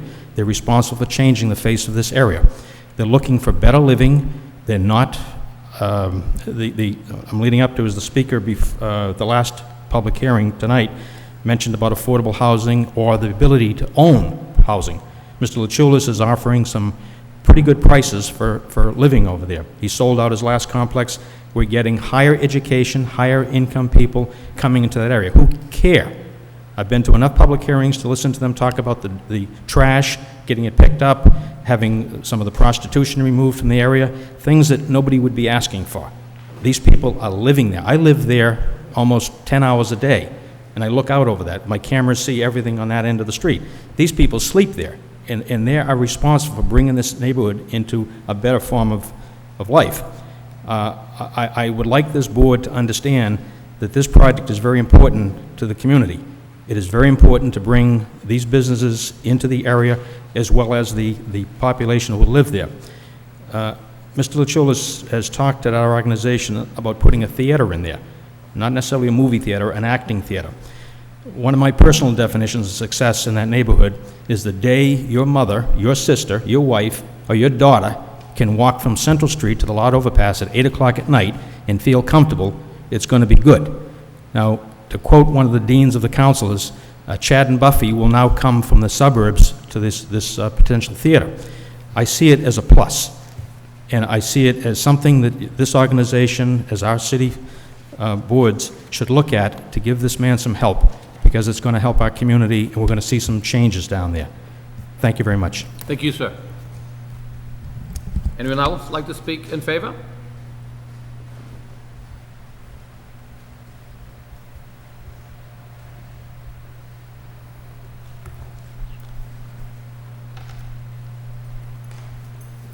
Good evening, gentlemen. My name is Suzanne Cromwell, and I'm actually up here speaking on behalf of the Turbine House Performance Center. The Turbine House, first of all, I'm a Lowell resident. I live at 172 Middle Street. I'm up here representing most of the Lowell residents who are in favor of this project, many of them who are part of the JAM district, and others who are part of the LDNA, the Lowell Downtown Neighborhood Association. I'm also up here representing the project as a project partner, which I'm very proud to be a project partner with Mr. Luchulis and also with Mr. Andy Jacobson, who is also a business owner down here, down in downtown Lowell. And I just want to take a brief moment to encourage you to vote positively for all of what we're proposing tonight and for the site. In addition to bringing commerce to this part of Lowell, I think it's very exciting to think that the city might also be able to attract residents from the Boston area to the Turbine House for entertainment. I think it also provides a really wonderful opportunity for us to reach out to New Hampshire, to residents up north of us. I think it's a wonderful opportunity for us to partner with the charter school. The Turbine House will not only provide entertainment in the form of film, music, dance, and live theater for the residents of the community and Greater Boston, we also propose to offer programming that will include classes in music and theater and other forms of the arts to the charter school. We're very pleased that we'll be putting this kind of programming together. We also intend to reach out to UMass Lowell students and students from Middlesex Community College. It will be a thriving and very exciting community space that we hope everyone will be able to come and enjoy. We look at it as just one single step to really making the Hamilton Canal District what we hope it will be in the next 10 years. And what better way to honor that district and to honor this building than to keep the building what it is, a turbine house, to actually keep the turbine intact that is within the building, thus preserving the history of the building, which we are all very proud of. So it isn't just an entertainment complex that we're proposing. It's going to be an exciting venue that that will be enjoyed by everyone, by all ages, and will be an educational facility as well. We're very excited for it, so I do thank you for your attention. Thank you. Thank you, ma'am. Anyone else like to speak in favor?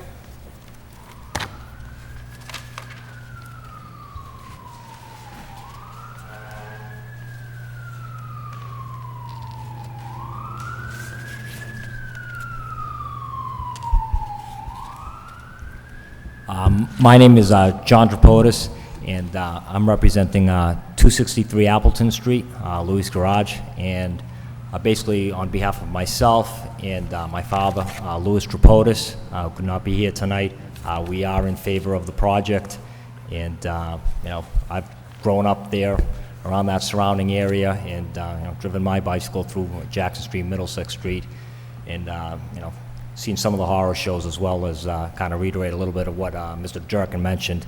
So I think that project will be a great improvement to the community, as well as you know, try to draw in, as mentioned, you know, some affluent crowds, you know, from surrounding towns as well. So that's it. Thank you.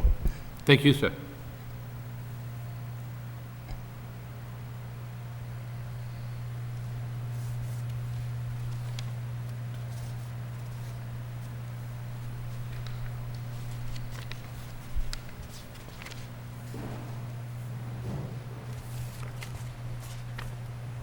Hello, my name is Alex Ruthman, resident at 305 Dutton, and as a new resident to Lowell, I moved here this past year, and I met Suzanne and some of the partners working on this project.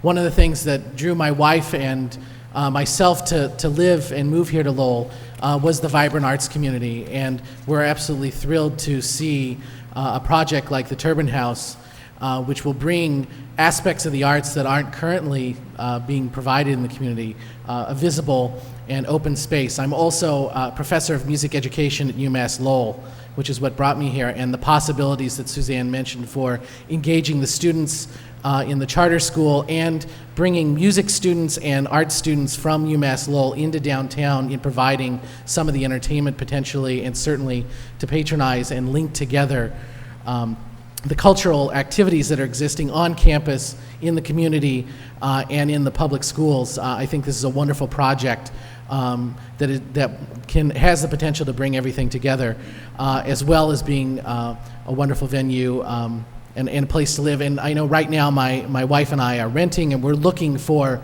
housing like this, affordable condo living that we can bring to that we can hopefully in a couple years, once we're more grounded here, look to that. And so we're looking forward to potentially living in a space like this. And so we hope you consider this project. Thank you very much.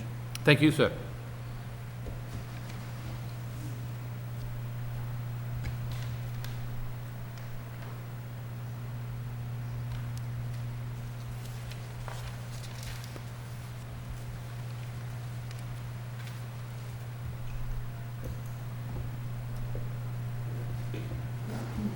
Anyone else like to speak in favor of this project?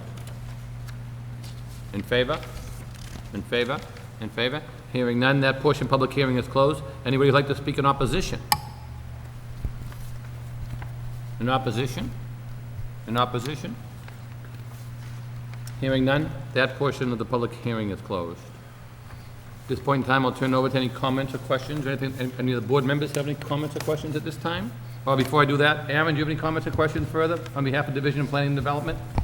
Yeah, just again, And also, while you do that, I noticed that we did get a copy, if I messed back up, from the conditional approval of the historic board, which you gave us tonight, correct? Yes, Okay. yes, that's So you can right. touch on that as well as any comments you have, I'd appreciate it. Thank you. Sure. Just again, the first comment about the handicap parking space, we, after looking at it, had made the determination in the department that the clear zone and the stall should be considered a single space for the handicap, so it meets the dimensional, just like the last project. And yes, there is a conditional approval from the historic department. A lot of the details that I had brought questions up to with respect to landscaping and materials on the surface materials, hardscapes. The historic board is going to be very interested in how those are going to play out. And from my understanding, there's still some more work to do on that. But it's kind of a work in process. But just to let the board know that that still needs some working out. And I think the signage as well, that Chris talked a little bit about the signage that's going to be proposed. So that's, I don't know if the board's actually approved what you have yet, but if that hasn't, that's something that I would recommend that the board, once all this stuff's been hashed out, take another look at, just to get a see at the final, at the end. One of the specific things that I think, though, that needs some coordination going forward is with the landscaping. Again, the historic board gets very detailed in materials, plant types, and that sort of thing. You're probably aware of that. But since this project, I think, is progressive, and at least for the city of Lowell, in that it's including low-impact design solutions for wastewater, the green roof and some of the bioretention. There's going to be a balancing there, I think, with the historic board and some of their expectations in the materials. So I would just, as you're going forward, and the board, if you were to condition anything, I'd recommend that the design planner, the city engineer, and the historic staff, whoever you meet with, I suppose it's Stephen Stoll, meet together, and so you're not going back and forth, and someone's saying, I want this tree, and someone's saying, I want this brick. Just more of a kind of procedural move going forward. But as far as approving it, that's something I suppose it could come back to the board on that. I did get a chance to meet with Mr. Luchulis this morning with George Porregas as well, and he's got a substantial document that he's going to provide to us, just giving us the history of Robeson Street. As it turns out, it looks like it is owned in fee by the trust.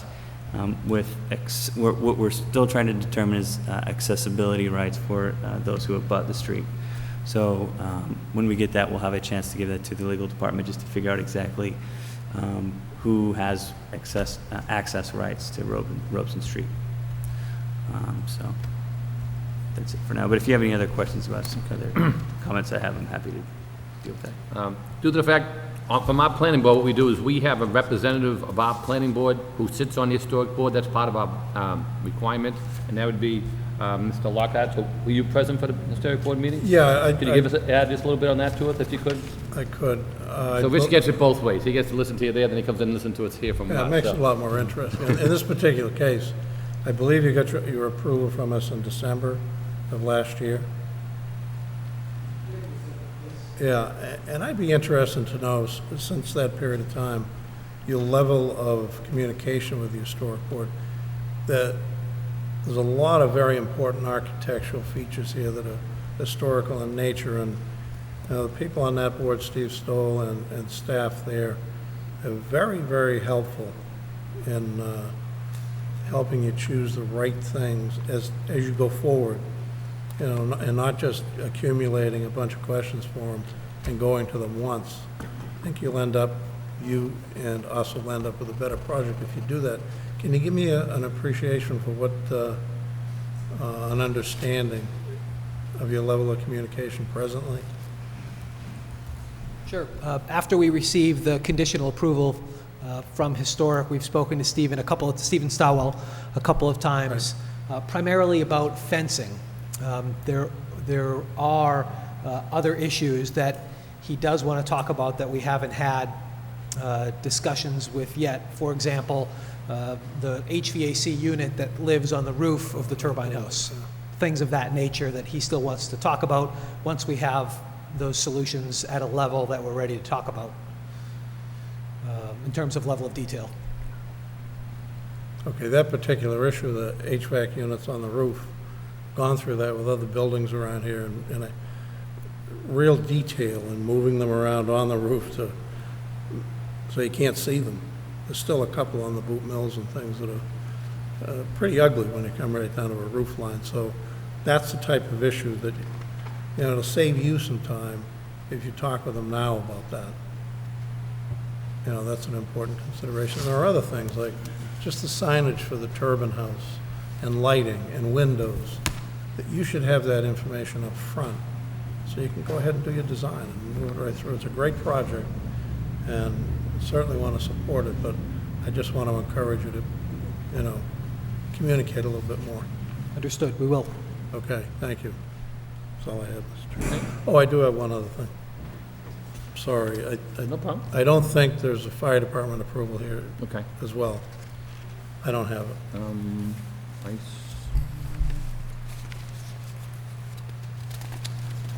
I'm sorry, are you looking for a fire department comment? Yeah. Oh, I'm starting here. I didn't get any comments from the Captain Weber for either of the projects as of yet. I'll get them as soon as I can. That's all I have, Mr. Okay, thank you. Mr. Fischett, any questions, comments? Mr. Gentleman?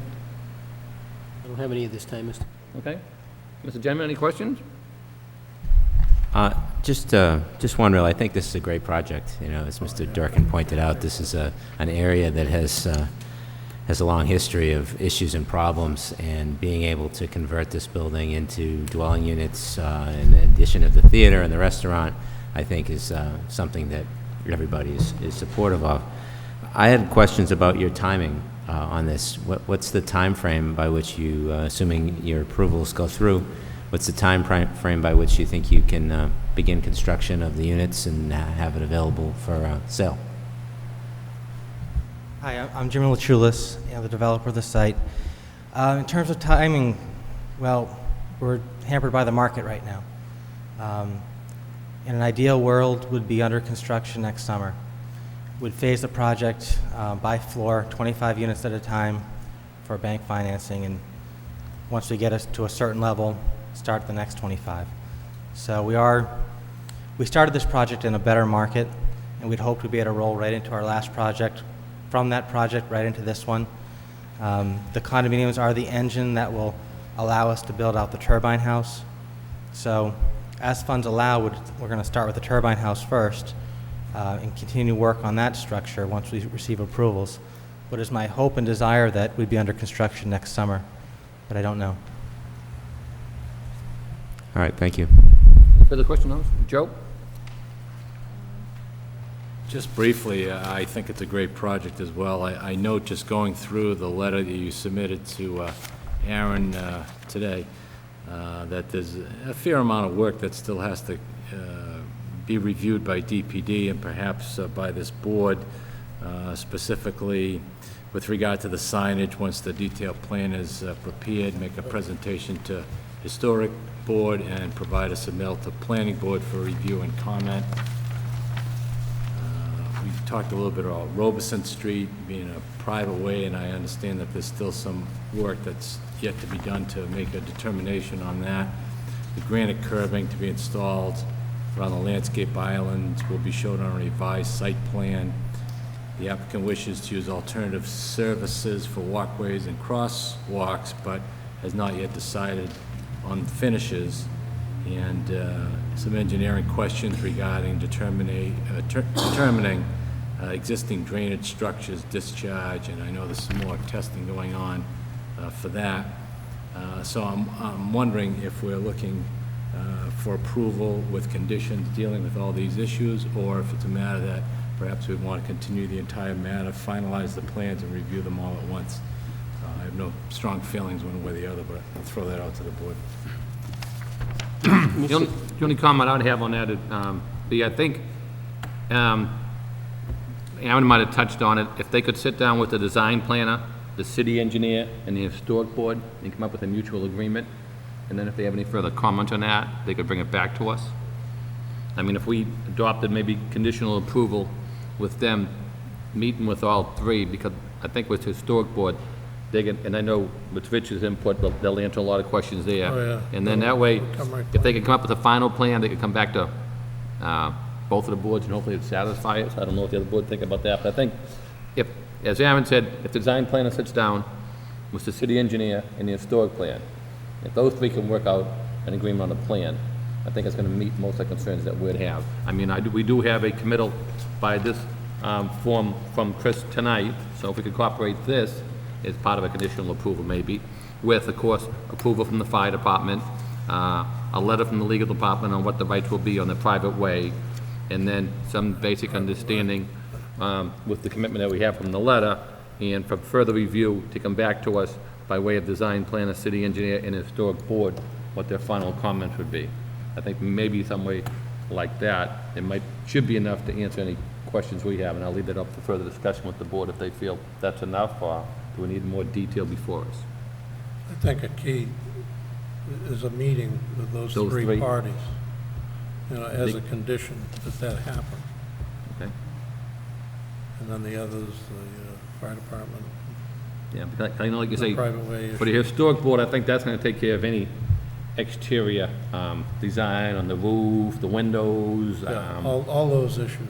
I mean, if they can get through them most of the time they work through that, there's usually a little less left for us to do for exterior design anyways. Right. I think you just find it helpful doing that. Right. It's gonna help you. So, just talk to those people. but I think we need, like, if we get a letter back, I think, as you said, Aaron, in regards to what the legality of the private way is, have the fire department comment, and then a final understanding between design planner, city engineer, and the historic board. If we, you know, with approval of that, it might be satisfactory till conditional approval.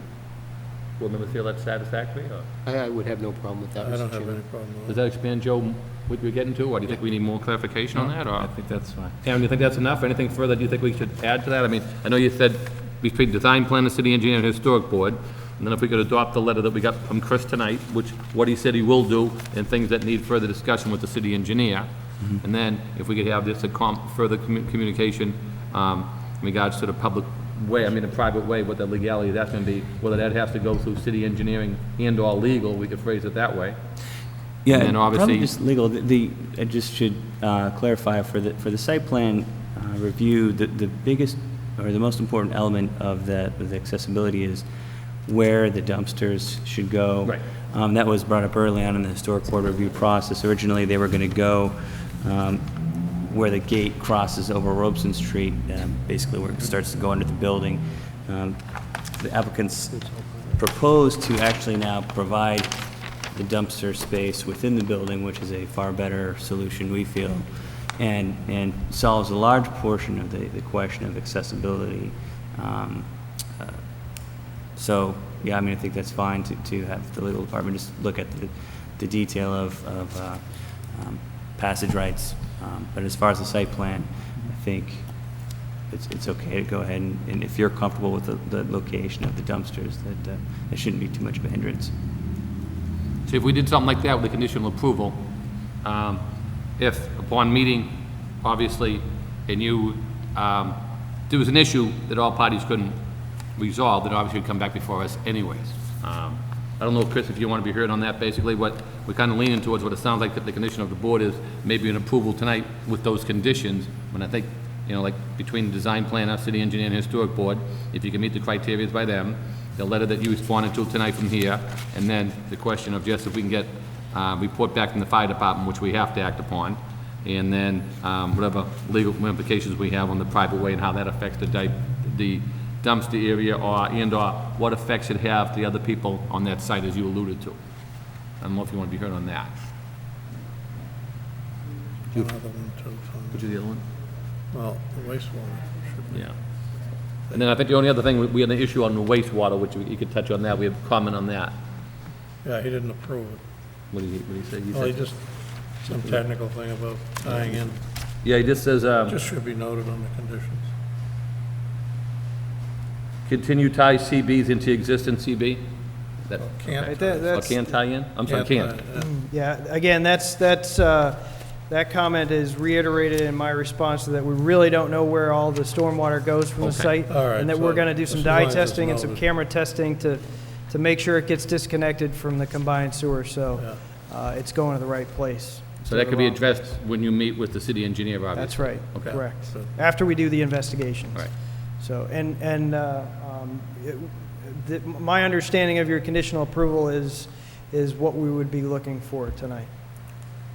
And like I say, if there's anything that, you sit down with them and it's something that you feel one way, they feel the other way, then obviously it comes back before us, That's and we right. make the final determination. Right. But I think as you start to work some of these things out, some of the, as you said earlier, some of these will resolve themselves once you have a chance to sit down with the city engineer. Right, exactly. And obviously, as Rich said with the historic board, a lot of the questions they may have, once you resolve their issues with them, since you already had the conditional approval with them, that if you don't meet those conditions, then you're not going to get the approval from the historic board. That's right. So, I mean, and I know in the exterior of the building, as I said earlier, they're pretty strict on that part of it. Right. And I know you've been before, and I understand the criteria that's We have. needed there, so. Yeah.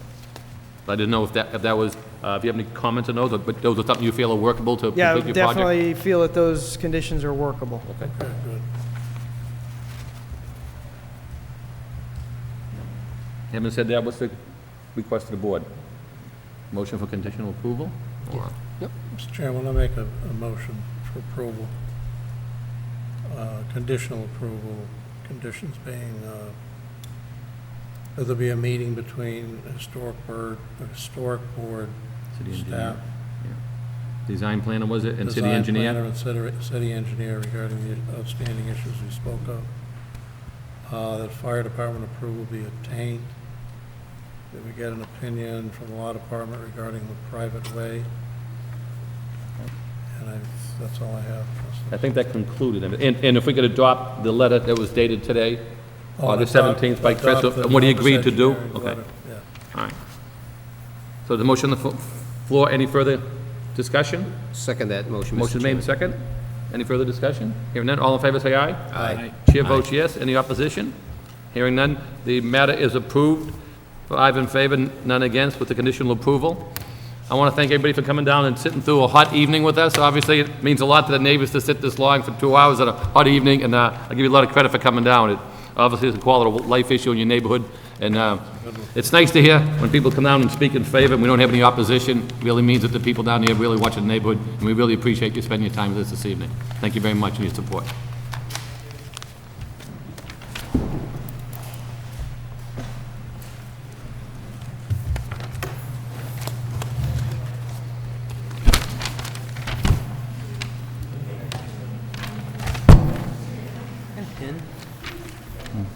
Thanks.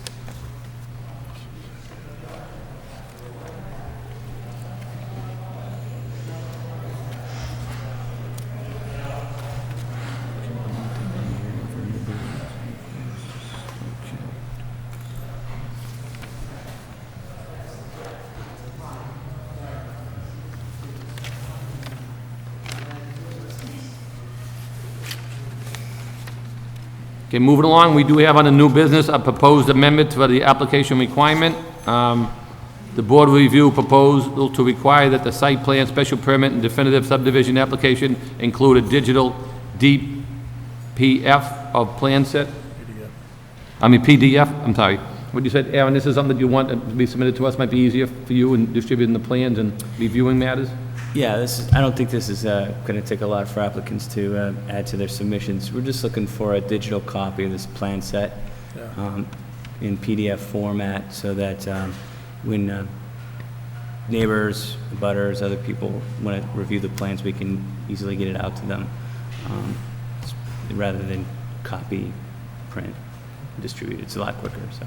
Any board members have any comments on that? I think it's a reasonable request.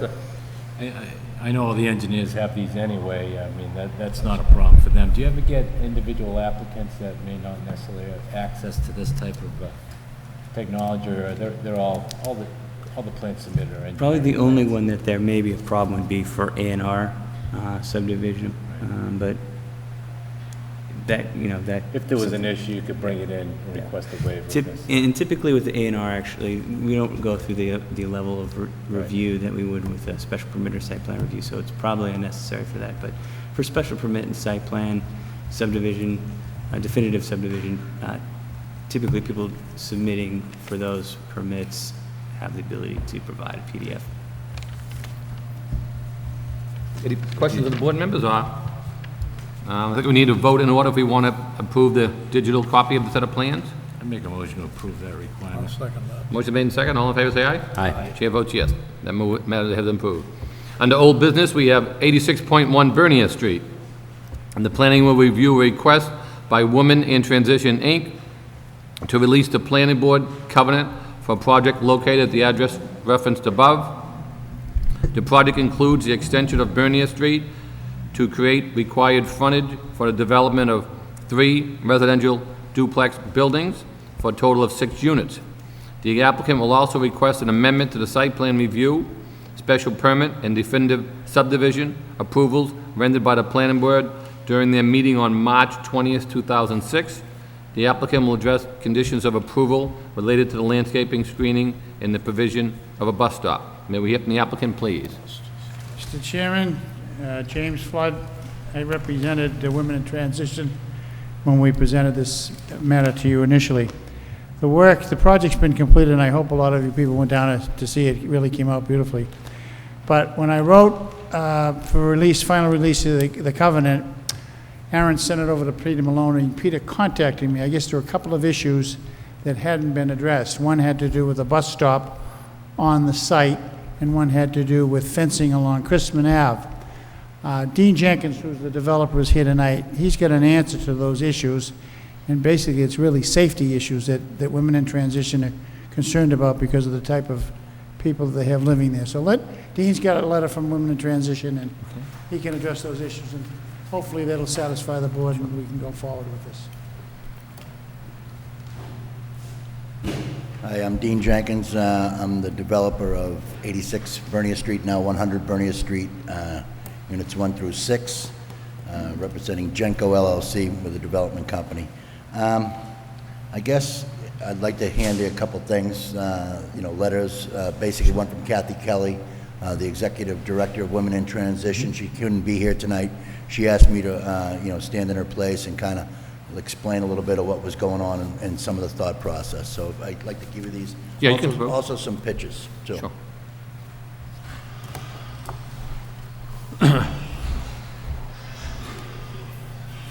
Just by way of background, when we approved this, this is all the way down on Bernier Street, and up to the left is 495, and the back part of it goes all the way out to the land that abuts the, adjacent to the Bunting Club. Right. Yeah, and we had a wide open field there, and then we put the whole thing, and I know it was delayed for a period of time. I believe we discussed, Mr. Flood, in the past, some of the funding that was coming in, you came in before and asked for an extension, because you had some funding issues with it, and then, so we approved it, and at the time, I think we did approve the conditions, and I think, so one of them was, is indicated, a fence, and I think there was a question about putting in a bus stop there, and I think we approved that. I remember Ms. Kelly was here before on this project when we had it before us in the public hearing, and she discussed her role with the Women in Transition and how the housing would be beneficial to their project, also known as the alternative house. I think the letter is self-explanatory, but Dean can... If I could, I'd like to read it out loud. I was actually asked by Kathy if I would. So, it says, "Dear board members, and Women in Transition is requesting for your consideration approval of 2 amendments to the site plan." And then the first one is, the first amendment relates to the buffer. And maybe it would be best if in reading this, we go over them one at a time in doing it, if it makes sense. The First Amendment relates to the buffer along the southern edge of the property with abutting neighbors along Chrisman Avenue. The proposed site development plan shows stockade fencing. Instead of stockade fencing, the contractor, Genco LLC, installed a high-quality 5-foot chain link fence along the southern edge of the property. WIT believes stockade fencing would block visibility of units 5 and 6. Those are the rear 2 units to the property, so the ones furthest back. And this chain link fence blends well with the neighborhood and allows visibility from the street of the aforementioned units.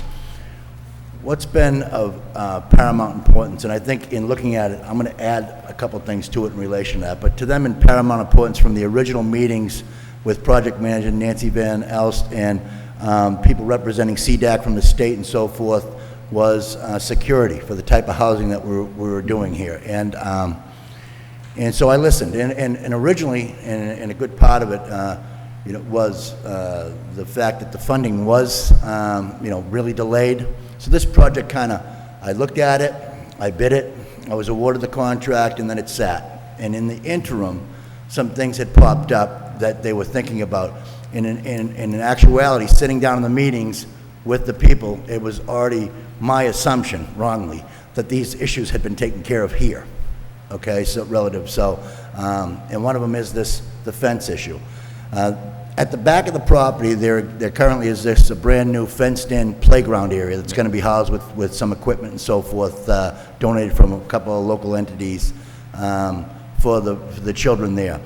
And one of their biggest issues was that the back of it still remains open. So if we know the property line that runs parallel with Chrisman, at the back of Unit 6, approximately 25 to 30 feet off the back, there's a bullpen, so to speak, a fenced-in area that's going to house this playground area.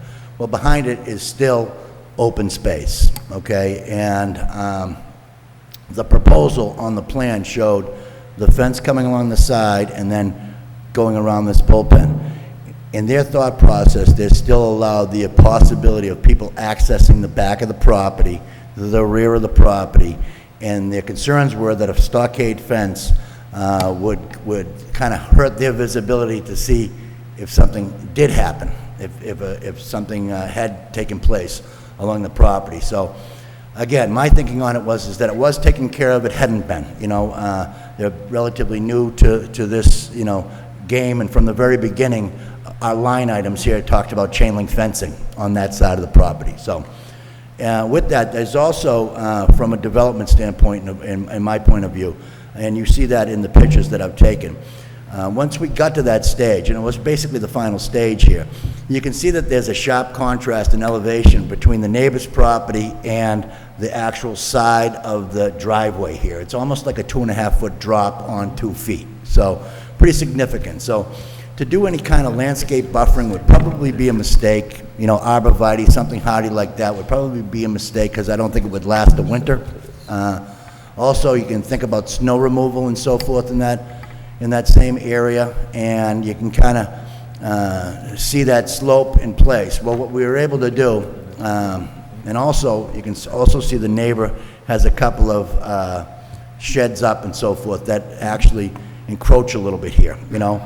In getting along with the neighbor, we're like, look, it's not a big deal. We're going to put a chain link fence up here, and that was our mentality all along. So it's the highest quality chain link fence they make. It was twice as expensive as a stockade fence. So it's a really good, hardy, black coated, highway grade chain link fence. So it's designed to do what it's supposed to. It's really a nice fence.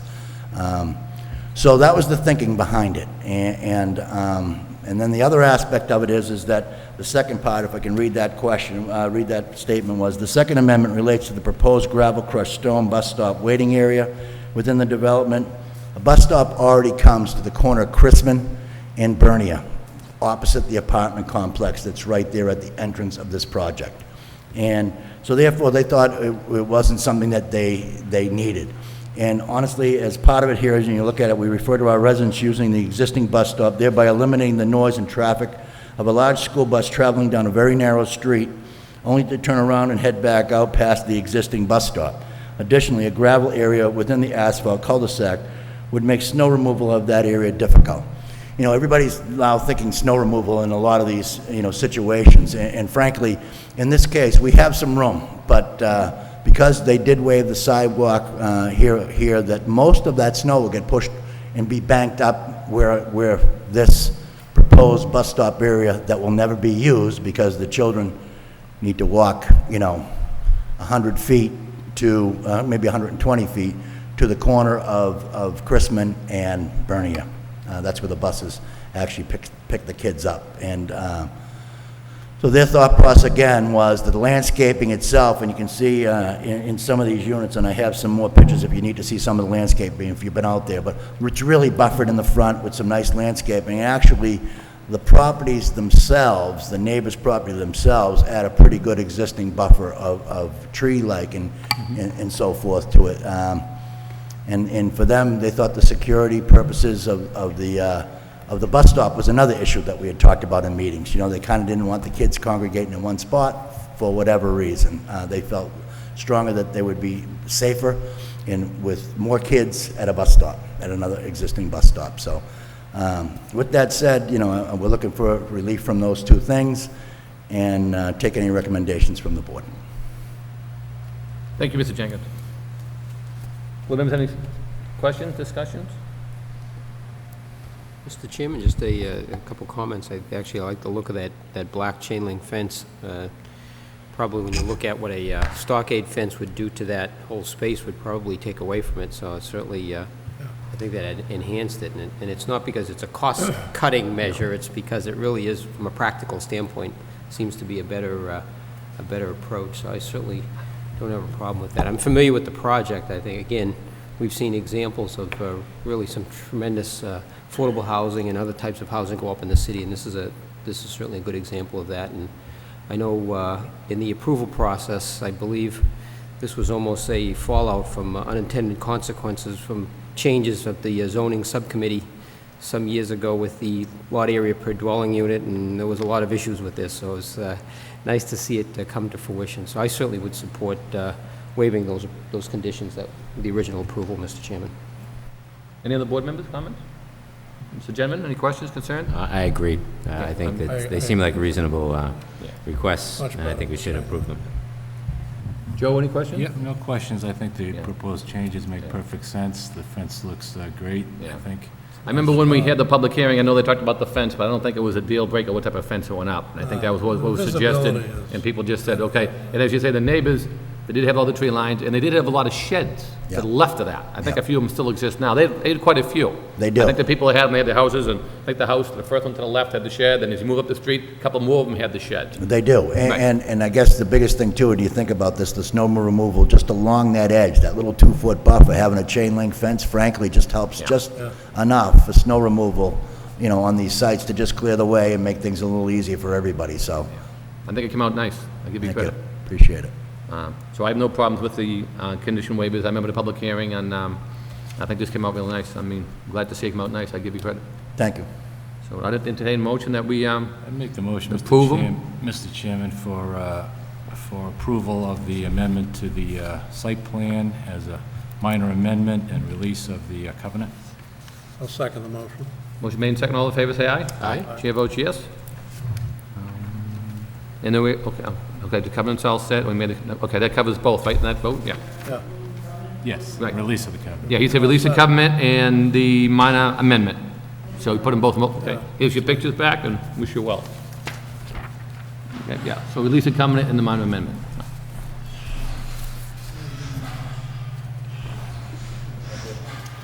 Good luck. You're welcome.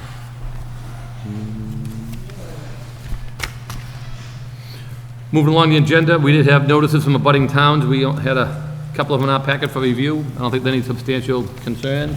Motion to place on file. Motion placed on file. All in favor, say aye. Aye. Matter placed on file. Moving along, we had a couple of notices from the A&R report. Anybody had any concerns about the A&Rs? No. Hearing none, we can place that on file. And I know we also had a ZBA notices. I believe I have them in my packet here. Forget where I put them, let's see.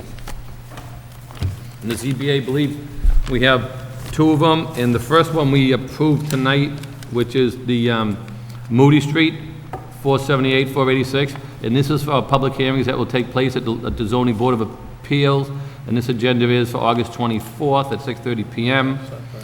So the first matter we did take up on Moody Street, and we approved that tonight with conditions. The board want to entertain the same approval and the same conditions that we did at the public hearing earlier this evening? So moved. Okay, so moved. All in favor, say aye. Aye. So that's adopted. The next matter we do have is for a special permit and a variance, and this is for Miroslav Kolbaninsky, and the address is 161 Lakeview Ave, and it is to convert a two-family to a three-family dwelling with insufficient lot area per dwelling, per Article 5, Section 5.1, and insufficient off-street parking. They say they're going from a two-family to a three-family. Let's take a look. But the only question I had on the plan when I looked at it up on the top left-hand side, it says existing and proposed use is 5 residential to be converted to a 4 unit, so. But I know the application says 1, but the little footnote at the top left is kind of contrary to that, so I'm like, so I kind of, by reading the plan, tried to read around what it said, and so I kind of highlighted that and put my question marks next to that, and then my question marks was the side yard and the parking, but when you go from 2 to a 3, and then we're looking at a 5 to a 4, so, I don't, it was kind of confusing to me, I so. didn't even see that. But, you know, I had to look quickly on it, and I'm like, so, Existing. you know, when you put down the note, you know, the property line's taken from, and then they say so.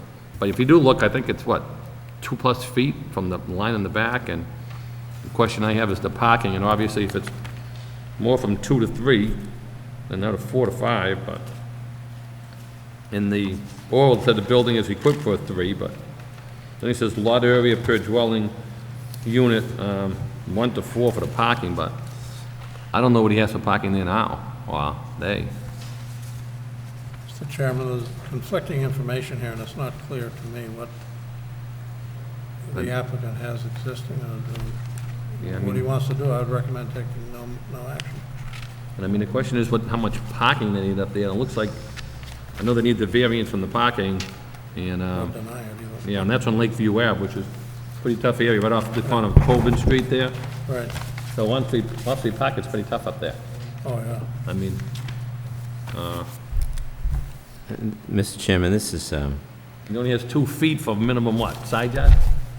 That's right. You can reach out your arm out the window. Shake 3 it. feet, 2 feet.